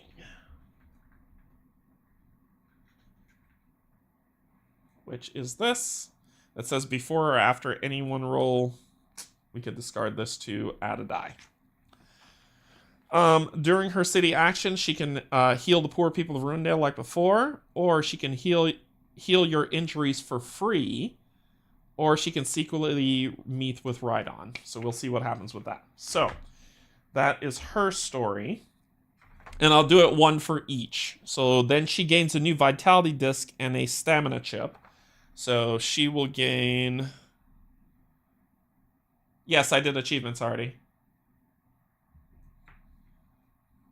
So she will go to level 2, which means she will go from 9 to 10 on her vitality disc. So 9 is completed, and 10 will be her next upgrade. What else does she get? Choose a class from the 2 available for your hero. Big thing. And I need to clear off her board so you can see this, unfortunately. And those 2 will fall off, and that'll fall off. But if we zoom in here, you'll see on her board, it says that she can either be a knight or a paladin. We are going paladin. That is what she will be.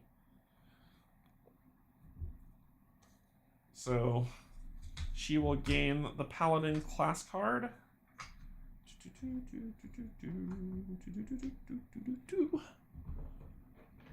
And I need to pop these out so I can give her her paladin card.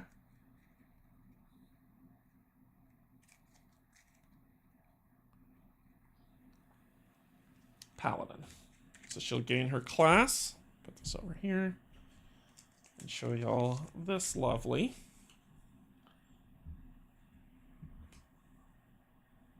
Lunar Brendelion, Paladin. Benamite paladins are knights focused on the chivalric virtues of healing, poetry, and wisdom. They are said to draw special powers from the stars themselves. Although rumor has it they have special connections with forgotten pagan goddesses or with Ioun itself. And this is what we're looking at. So it says we choose a class from 2 available for your hero and gain a class skill. So we gain one of these class skills.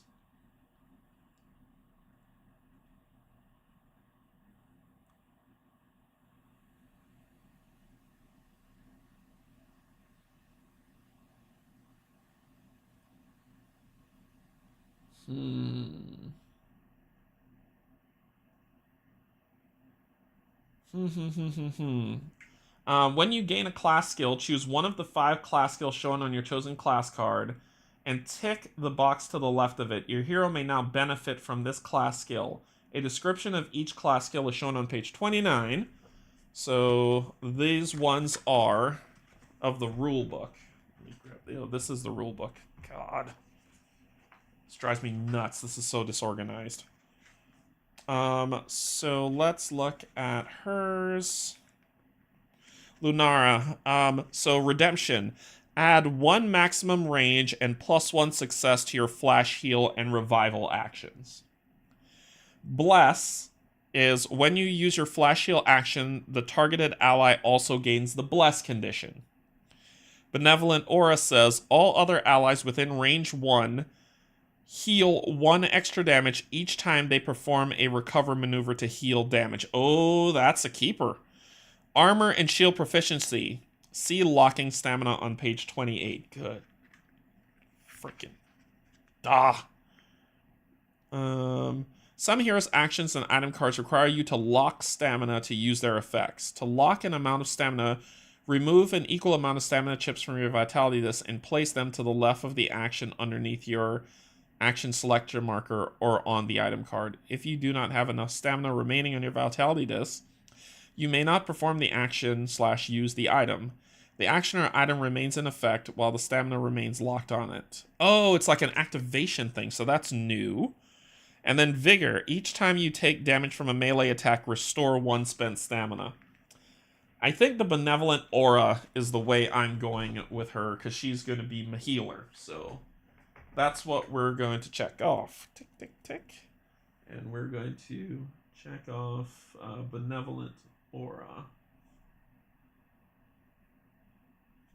So that's what's going to be there. So basically, that's cool beans. All other allies within range 1 heals 1 extra damage each time they perform a recover maneuver to heal damage. So that is your cool skill that you gain as a paladin to bless heal. And what else do we get for leveling up? Gain 2 level 2 action tokens. So we gain some new abilities. Level 2. Runedale. Level 2. Level 2. That's Knight. Yep. So we have 1 level 2 ability here. And 1 level 2 ability as a paladin. Right? So this one is here. And that one, Shield Bash and Blade of Justice. So let's take a look. So this is unlock. Okay, and then we gain 2 of them. You gain 2 action tokens at each level. One of the action tokens you gain is determined by the hero you are playing, and the other is determined by your hero's chosen class. Take the 2 corresponding action tokens and place them in your hero board. A description of them is on page 31, because it's all over the frickin' place. So yours is Lunara. Shield Bash. Requires a shield as an active item. Make a melee attack using 2 red dice. No other weapon modifiers may be used during this attack. This attack has push 1. And then we have Blade of Justice. Spend 4 stamina. Make a melee attack using a number of dice equal to 2 plus your will. So 5. So I'll make a melee attack using 5 dice, but it costs 4 stamina to do. Ooh. I don't know. What do y'all think? What do you think I should go for? Unlock an action slot. At each level, when you unlock an action slot as shown on your hero's extra board, this enables you to have another action available to use during a scenario, giving you more choices. The action slots you unlock at level 3 and 5 are open action slots. I don't, but I could buy one. I could buy one. This is her new board, so this unlocks at level 2. So not only does she have her board here, she gets this board as well. So she gains, so a new ability will come in here, and then these are not usable, I don't believe, because it says the action slots you unlock at level 3 and 5 are open slots. So let's see what open slots mean on page 14. Let's jump around the rule book, shall we? Open slots. Open action. The action slots you unlock at level 3 and 5 are open action slots, shown by the exclamation point. You do not have to choose which of your available action tokens to place in these slots at the start of the scenario. When you select your hero action at the start of each round, you may place one of your oh, so you can swap out abilities. Okay. That's cool. Okay, so we don't have that yet, but that's cool. Yeah, my table's going to be a huge mess. So you gain... We'll determine which one we're going to lock in of these abilities. I mean, this is a 5-hitter. Pretty strong, but I do like the shield, and she will find her shield.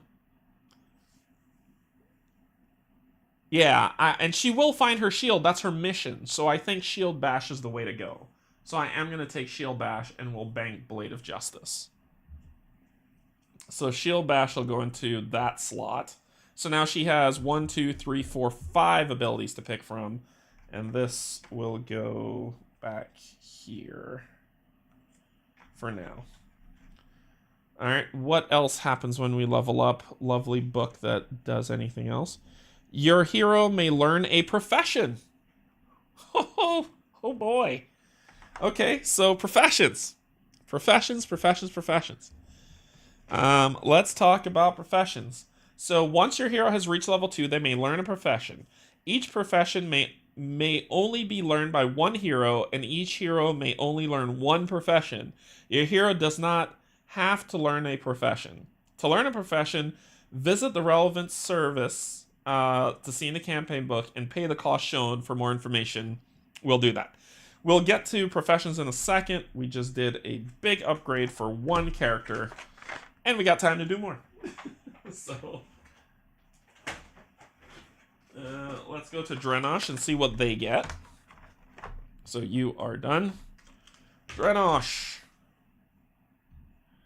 They are going to get to level 2. Secret meeting. Come on, get down here. Get down here. The Patagon boy, Sang, summons you to meet the mysterious Dokra. He takes you to the Northgate slums filled with derelict workhouses and rundown shacks full of too many people. You enter the side door of a warehouse that leads to a staircase which takes you down into the city sewers. There you find an unassuming locked iron door. The boy unlocks it and leads you through a twisting corridor that is dark at first, but then lit by torches.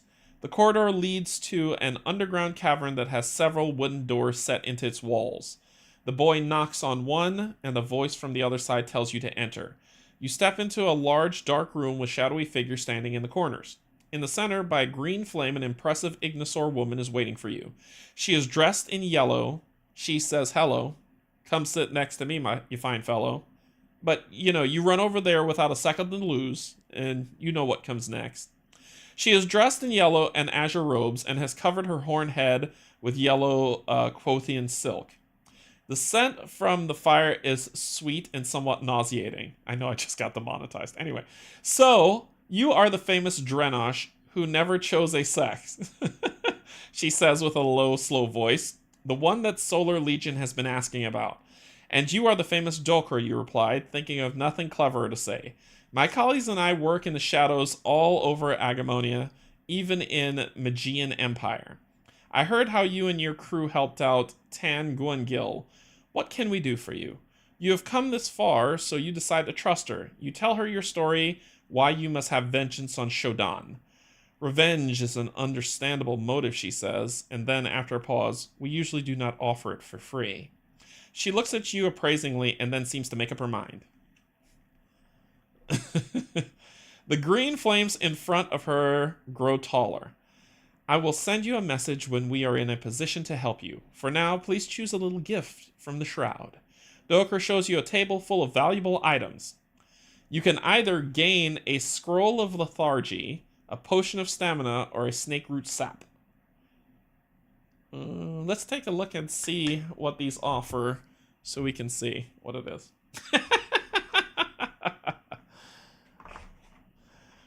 Let's see. So 42, 31, and 65. 42, 31, and 63, 64, 65. There is snake root sap. It's a little illegal, but, you know, lovely 3 successes on it. There's a scroll of lethargy, so initiative. You put this on somebody, put them last in the initiative order. That's what that means. Or a potion of stamina, where you recover 5 stamina. I'm gonna take this one. Let's see if we can make somebody angry. So I'll take the scroll of lethargy. And we'll put these back. I'll put those back in a second, so we'll throw those over there. And grab your book. And we grab... Yep, that's what we do. That's it. That's the only option that we get. So we chose one. So we chose the scroll of lethargy. And then our city actions is once per city step. We can do a fire show still. Or once per city step, we can ask to bury poisons from... ask to buy poisons from Dokra. Or only once we could take on a murder contract. So that's that. So you gain that. Move this back over here. Then you will gain a vitality disc. So you are going from 9 to 10 as well. Then you will get your skill card. Oh, no, you need to choose class. You need to choose a class. I already know what I'm choosing for you, but I want to show everybody so they can see. Put this over here. That there. And these are going to fall out. So your class is either Marauder or Pyroblade. Which one do you think I'm taking? Huh? Huh? Huh? Huh? So we're going to go with Pyroblade.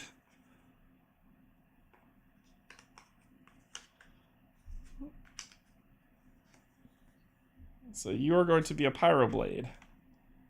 So unlocks after Road to Rondale, level 2, and Pyroblade. Let's take a look at these. So unlocks level 2 Pyroblade and just a level 2. So you've got 2 abilities that cause some lovely stuff. We've got Fire Blast. Yes. Yes. Fire Blast. 2 to roll 3 dice at range 4. Flaming Flurry. So it's a melee attack. So let's read what these things do so I can read these properly. But it's a magic attack. I'm about magic is what I'm about. All right. So you are, where are you, my friend? You're a Drenosh. So you gain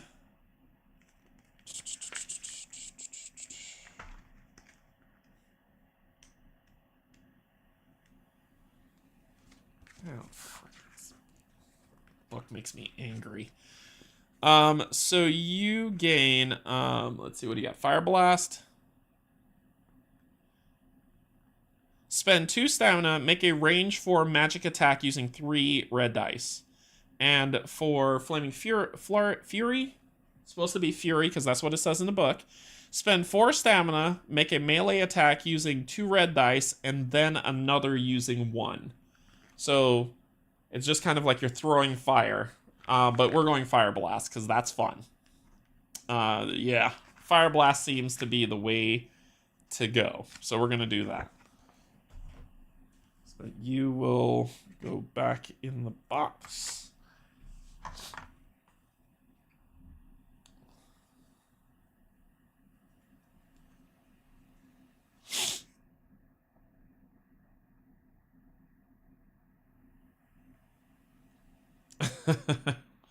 So that will be your new ability. Then you will gain,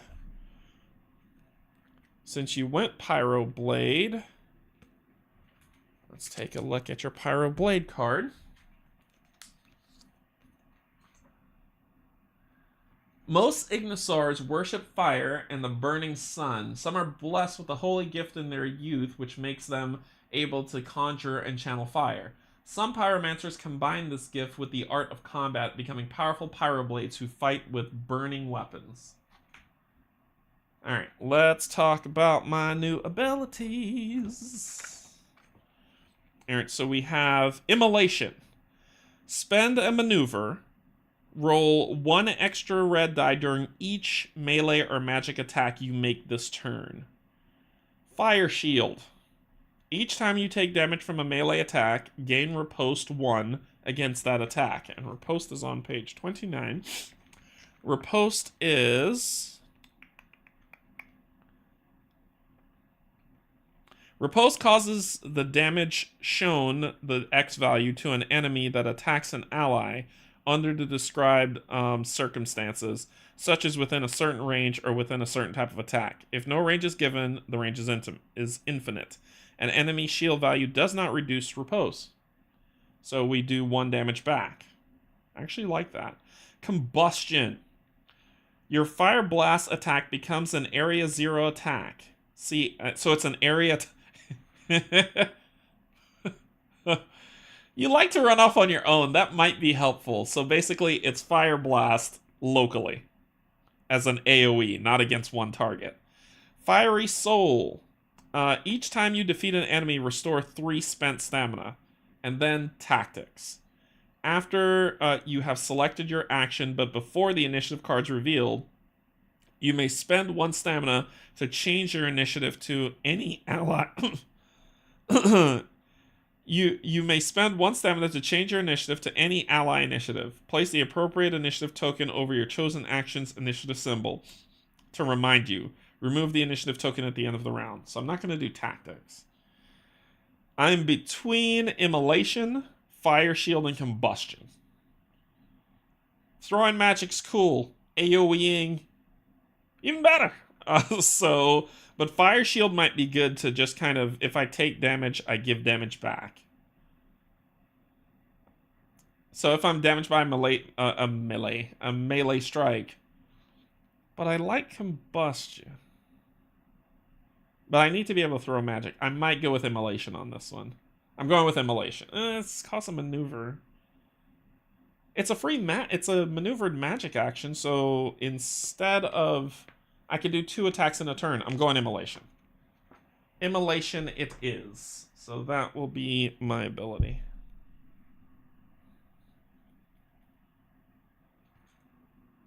Immolation is the way to go. I know there's stickers. I'm just marking it so I remember. So we're doing Immolation. Alright, so you'll gain Immolation. Let's see. We gain a class... Gain our action boards, unlock our action boards, and we can learn a profession later. And we read what was happening here. So put this back in here. And put this back in here. Put you back in here.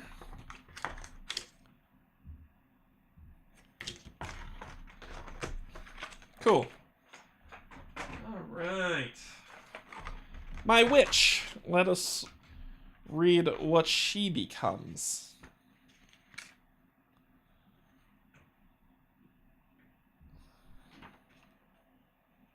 Right, there we go.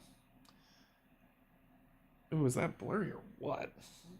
You enter the Temple of the Fifth Eye where the white Quothian male Riku promised to show you around. Your true objective is to obtain a magical salve for grandmother, not spending time with Riku, not at all. There are priests there dressed in yellow, boy, robes and tall hats and worshippers wearing their everyday clothes. That song's going to be stuck in my head all night. They are from all peoples, Nitigri, Corellians, Pathagons, and even blind Boryot. Everyone has bare feet and their head covered, so you do the same. You look around inside, there is a big hall with statues, incense, chandeliers, carpets, and tapestries. But you're looking for a salve called the Essence of Life. Grandmother had no idea where it would be or what it looks like. I need to lower this, my hands are hurting. The beautiful male, Rico, shows you the beautiful male, now, beautiful, right? Shows you the temple and tells you about his religion. You learn the cult of the Fifth Eye venerates the old devices such as the monorail and believe they were left on Agemonia by a group of gods called the Ancients. Now the Ancients are returning and will favor those that are loyal to them. Indeed, where the statues of gods might normally be, they're instead white machines, most of them in disrepair. Forbidding feeling from the temple, the forbidding feeling from the temple stays with you. But being with Riku gives you another strange sensation. Bow chicka wow wow. Something that reminds you of home, but also something else. Clearly you like him, and he seems to like you too. He then takes you to a small room with long tables, laden with trinkets, salves, foods, and religious objects. The bad feeling is amplified, to the point of almost making you nauseous. What is this place? This is where we keep those of our relics that have to do with Ioun. They never spoke of Ioun in Heartwood, but you remember Shantor tree birds and the Stoneheads talking about it. You asked Riku to tell you more. Would you like to know more? It is... What is it? It is what? It is goodness and life. The force inside all of us when we fight the temptations of the Aox demons. All Quothians fight the Aox demons, but I've never heard of this. Here I want you to have some of this, he says, and hands over a small jar full of sparkling salve. We call it Essence of Life. It is goodness given form, a healing ointment, and a source of miracles. This is why grandmother sent you here, but you're scared of touching it. Force yourself to take it even if it burns. I am 6 years old, I swear to God. Let the power of the salve heal your doubts. Or spend two stars. Ask Riku to send it to your lodgings via courier. Let's see.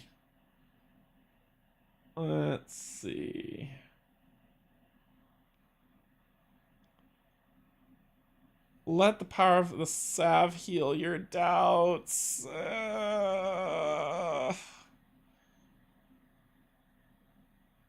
5. I'm gonna so get killed. You close your eyes and feel the pleasant vibrations of Ioun all around you, in the salve and in the temple, and even in Riku. There is a force inside you that wants to fight it, but you surrender to Ioun. If you do not have knowledge about the Fifth Eye in your hero journal, gain an injury card. No. And then gain a blessing.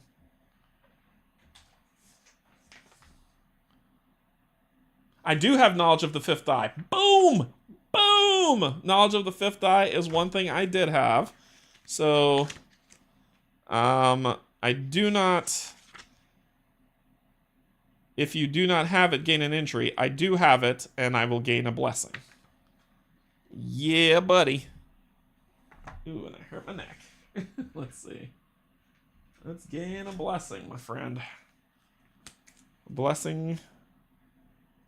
Wait, didn't somebody else get a blessing? Did I put that away? Somebody else got a blessing. You did. Why did I put that away? Gain a blessing. Blessed. Okay. So on her city actions, she can perform an Urskull ritual, ask grandmother to show you the future, and try to steal a 5th eye scroll. And there's no one only thing to do that, so I could do it every time. Then I go from a paltry 7 to a wonderful 8 in terms of my discs. I will then determine what I'm going to be. I already know, so let me just go ahead and grab that card. Let's just go ahead and grab the witch card. I could be an assassin or a witch, so a rogue. Or a witch. As acolytes of Quothian demonology, witches can draw on evil Aox magic on their path to power. Their pacts with demonic spirits from the breach are delicate ones, each using the other for their own ends. Quothian witches are revered in Heartwood and feared everywhere else.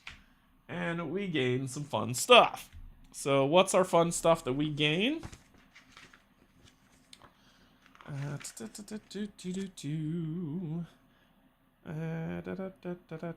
You're a witch. Touch of Aox. This recover maneuver allows you to heal 3 damage. So if we use that as a recovery maneuver, we heal 3 instead of 2. Warp Fate. You may suffer 1 damage to reroll a magic attack. You may reroll the same magic attack more than once. Just keep taking damage until we warp it to our liking.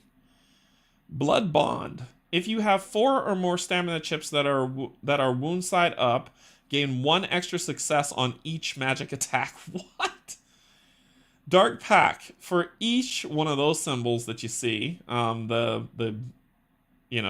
potential, you roll during a magic attack, you may suffer 1 damage to gain 2 successes instead of spending 2 stamina. Yes? Forbidden Magic. Each enemy that takes damage from your Void Bolt attack also gains the bleeding condition. Why would you give me these hard choices? Alright, so here's what I'm thinking, and you all will tell me what you think. I'm thinking of going with... Where are you? I'm thinking of either Dark Pact or Forbidden Magic. Dark Pact says that whenever I roll that symbol, I just need to take 1 damage and gain 2 successes off of it. During a magic attack. Not during any check, just magic attacks like my Void Bolt. Forbidden Magic says each time an enemy takes damage from Void Bolt attacks, the enemy also gains the bleeding condition. The bleeding condition, because I took it, is this. At the enemy effect is at the bottom, so it says start of the enemy turn they take 1 damage, and then if they don't move we discard it. So, but if they do move during their turn, they keep the bleed going. So she can kite somebody to death. This is almost too good not to do. I think I'm gonna take that. I think I'm going with Forbidden Magic. It's too good. It's too good to pass up. So we're gonna go with Forbidden Magic as our ability.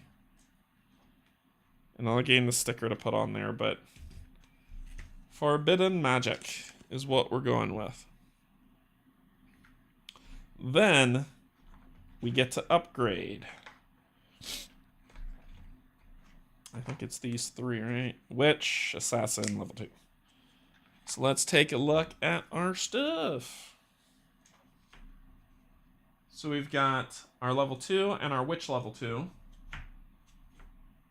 which have these lovely abilities.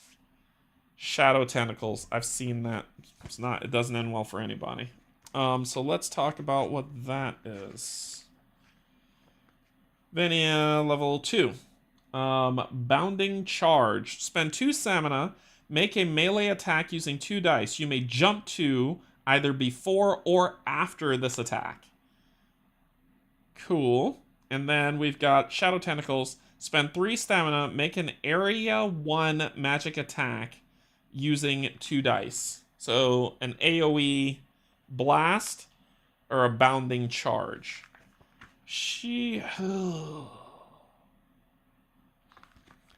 I like to keep her. This one I'm torn between, because I'd love to keep her nimble as she moves around the board. That's really great for an assassin class. I am building a witch, a caster. So an AoE range 1 magic blast might be worth the play. It just costs 3, which is rough. So let's go with Shadow Tentacle. Let's go with that one. Let's stay with the witch class that we're building. And we'll go with Shadow Tentacle. Okay. So you gained your class skill, your level 2, your board, and we've all leveled up. You've heard our story. Okay. Then we come to this book, because we're coming back to the city, which we're going to have to do a city action. So when we come to this book, this, if you look over here, this is only for level 1. We're no longer level 1. It's not Grick month anymore. We have to flip the page. We're level 2, and we've hit Moon Silver month. So we've begun level 2 work. So level 2 says, the air is heavy with pollen and spores as Moon Silver month begins in the city of Rundale. Having spent some time in Rundale talking to citizens in Victory Park and becoming settled, you find out more about the ruling house.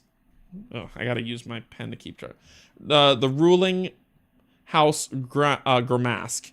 They are weak in Rundale because their strongest members, Star Ursula Gramask and Elector Cosmo Gramask, are away in the capital Starhaven, protecting the family's interest. Meanwhile, crime is rampant, and much of the city's governance is controlled by the Agemonia-wide mercantile guild, the Amethyst Order, who have offices everywhere from Sinkerton to Curacao. The Amethyst Orders have their local headquarters in Codfell Fortress on the Secular Bank. Their only true rival are the Warlocks of the Council of Eight, a once great cabal of learning and magic, but now only a shadow of its former self. Their libraries and laboratories are located in the Tower of the White Circle on the Exalted Bank. The white-haired Nitigri Esselet, the Unnearing, is Warlock of the First Circle and rules of the Council of Eight in Rundale. She is the mortal enemy of Hemet Oneflame, the Ignisaur director of the Amethyst Order. I don't care.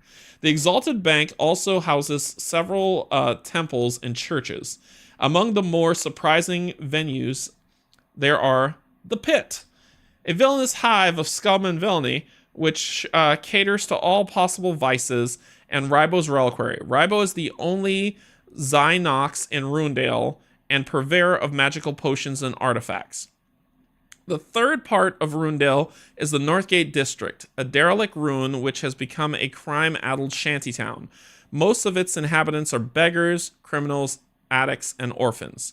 House Penarchs has been sending raiding parties to village and farms in the southern area, and some fear they might even close in on Rundale. So begins Moon Silver month in Rundale. If you have Agura Anvil discount 1, which I do, in your party journal, cross it out. Alright, so that was fun while it lasted. Okay. If you have Legionnaire saved in your party journal, write Legionnaire as an ally. I do not. Nobody was saved. Everybody died. We've got new locations. So we've got A, B, C, D, E, but our new locations are F, G, H, J, and K. So there is that. And new areas to explore for our stuff here. Professions. Each hero may now learn a profession from one of the many locations in Runedale. Henchmen. During each city step, you may now hire a henchman from the Ravensgurven's Hire Henchman service. There's a service for hiring henchmen. Shuffle all 8 henchman cards to create the henchman deck and place this deck in the archive. How can I hire them if you're going to put it in the archive? I think that's a misprint. I think they meant the stock, because the archive we don't have access to.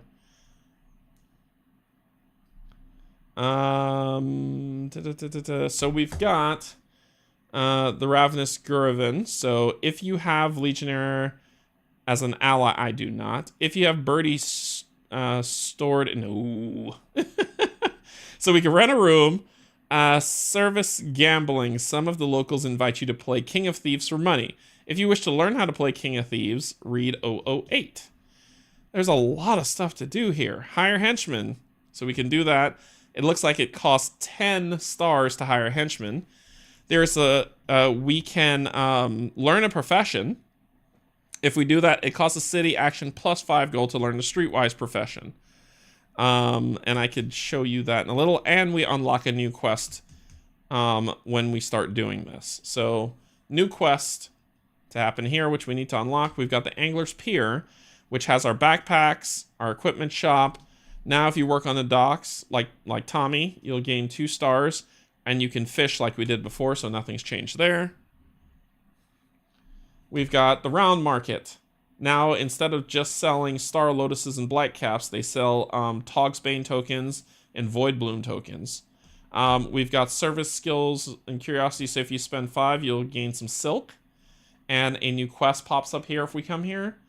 We've got the Anger Anvil, who now sells great axes, spears, longbows, bucklers, metal shields, and splint mail.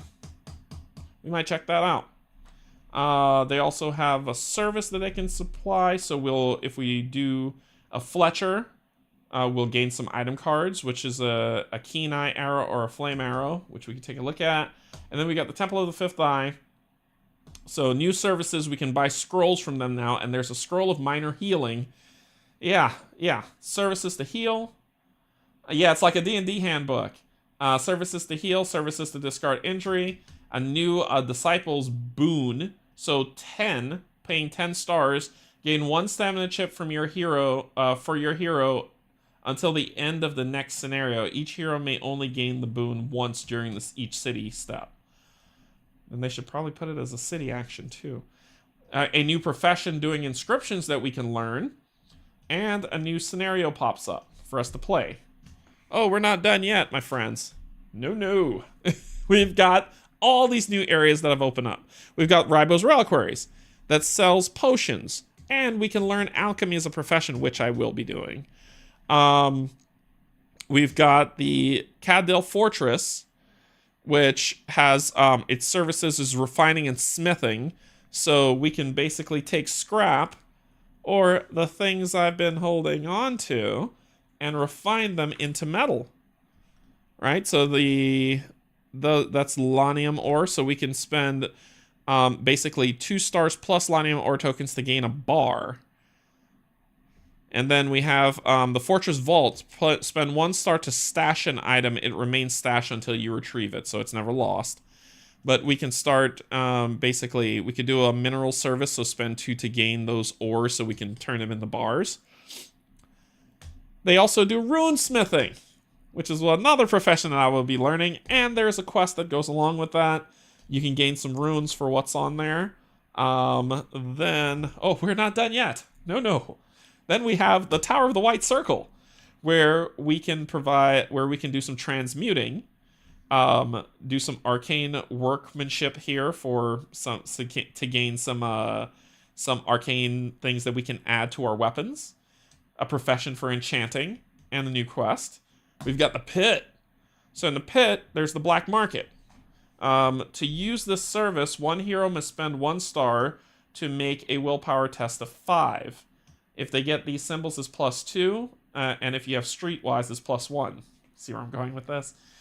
So basically, if you have snitch in your party journal, oh no, we'll see what happens. But we can buy some items here in the black market. We can learn toxicology. I don't know what that is yet. And then we unlock the arena. You can actually go in the arena and fight in the arena as a mission, which we will do during this playthrough. Victory Park is where we go, where there's a pet market. Call it what you will. And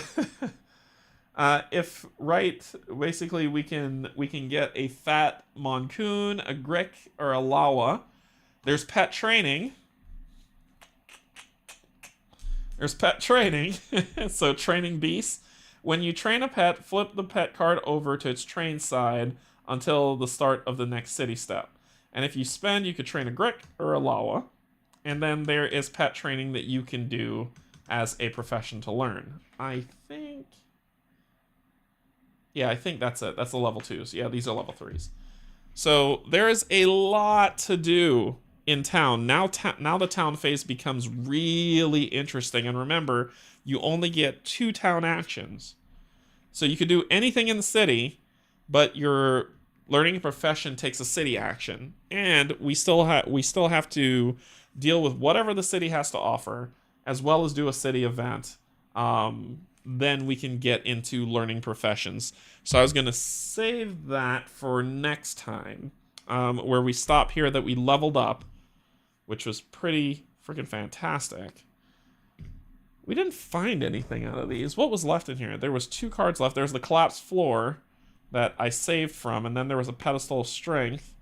Oh, it gave you another Guru crystal. So we did see everything. The enemies didn't come back, and we picked the right location. We upgraded. This is typically what you should expect, but we leveled up, which is fantastic. So we're a little bit stronger. We got a lot of city actions to consider. We don't have a lot of money, but we're going to be having a lot of quests come out, like a lot of scenario quests. Let me see how much. 1, 2, 3, 4, 5, 6 quests, plus the Beacon of Hope quest. So we're going to have 6 quests added to our quest to do. And we've got to complete this Beacon of Hope quest, I think, to move forward. This is probably what moves us forward in the story to level 3. And if we look here on this, we've completed the Vault of Ancients. So we're at 100% right now. Come on. We're at 100% right now for completion. We just hit level 2, so I'll check the level 2 box. And basically the pillar of Blade Thicket, the pools of Gnat Marsh, and the sign of the squid is what gets us to level 3. But there's so many other fun things to do. I think this is endgame then, because I don't see Beacon of Hope. I don't see the Beacon of Hope as a quest. I think this is just... Yeah, it doesn't need a level to play. Beacon of Destiny. Beacon of Doom.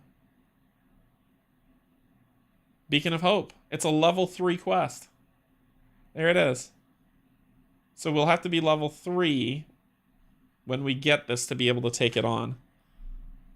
But these are going to... all this is going to unlock for us, and then we're just going to have some fun with it. Yeah.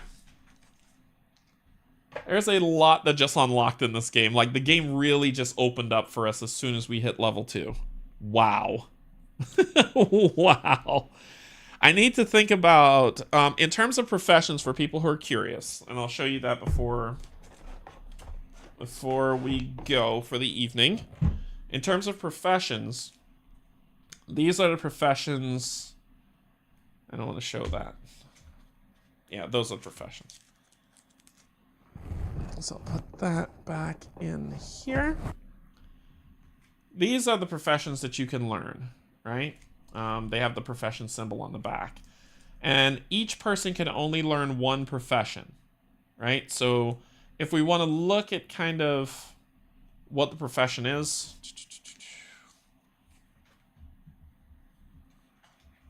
like rune smithing, you gain mining But then you can also gain smelting, for which for city actions you can do that. You can then make, you can then make weapon runes that you can socket into weapon, armor runes, and then you can actually make runic devices that you can use as well. So it's the next part of the game where you can just kind of, your character becomes even more dynamic, and unlike other people playing the game, depending on what you pick. I am thinking rune, enchanting, and I'm thinking pet training, to be honest. Alchemy would be cool, but I could just buy potions. Streetwise would be fun. There's a lot. It's a lot to think about. I've got 4 players and what's that, 7 options to pick, so it's a lot to pick on what you want to do. Enchanting seems helpful. Runesmithing seems fun. Toxicology is cool because it deals with toxins, but to me that's more of a rogue thing. Pet training might be fun for Drenash. Alchemy makes potions of healing.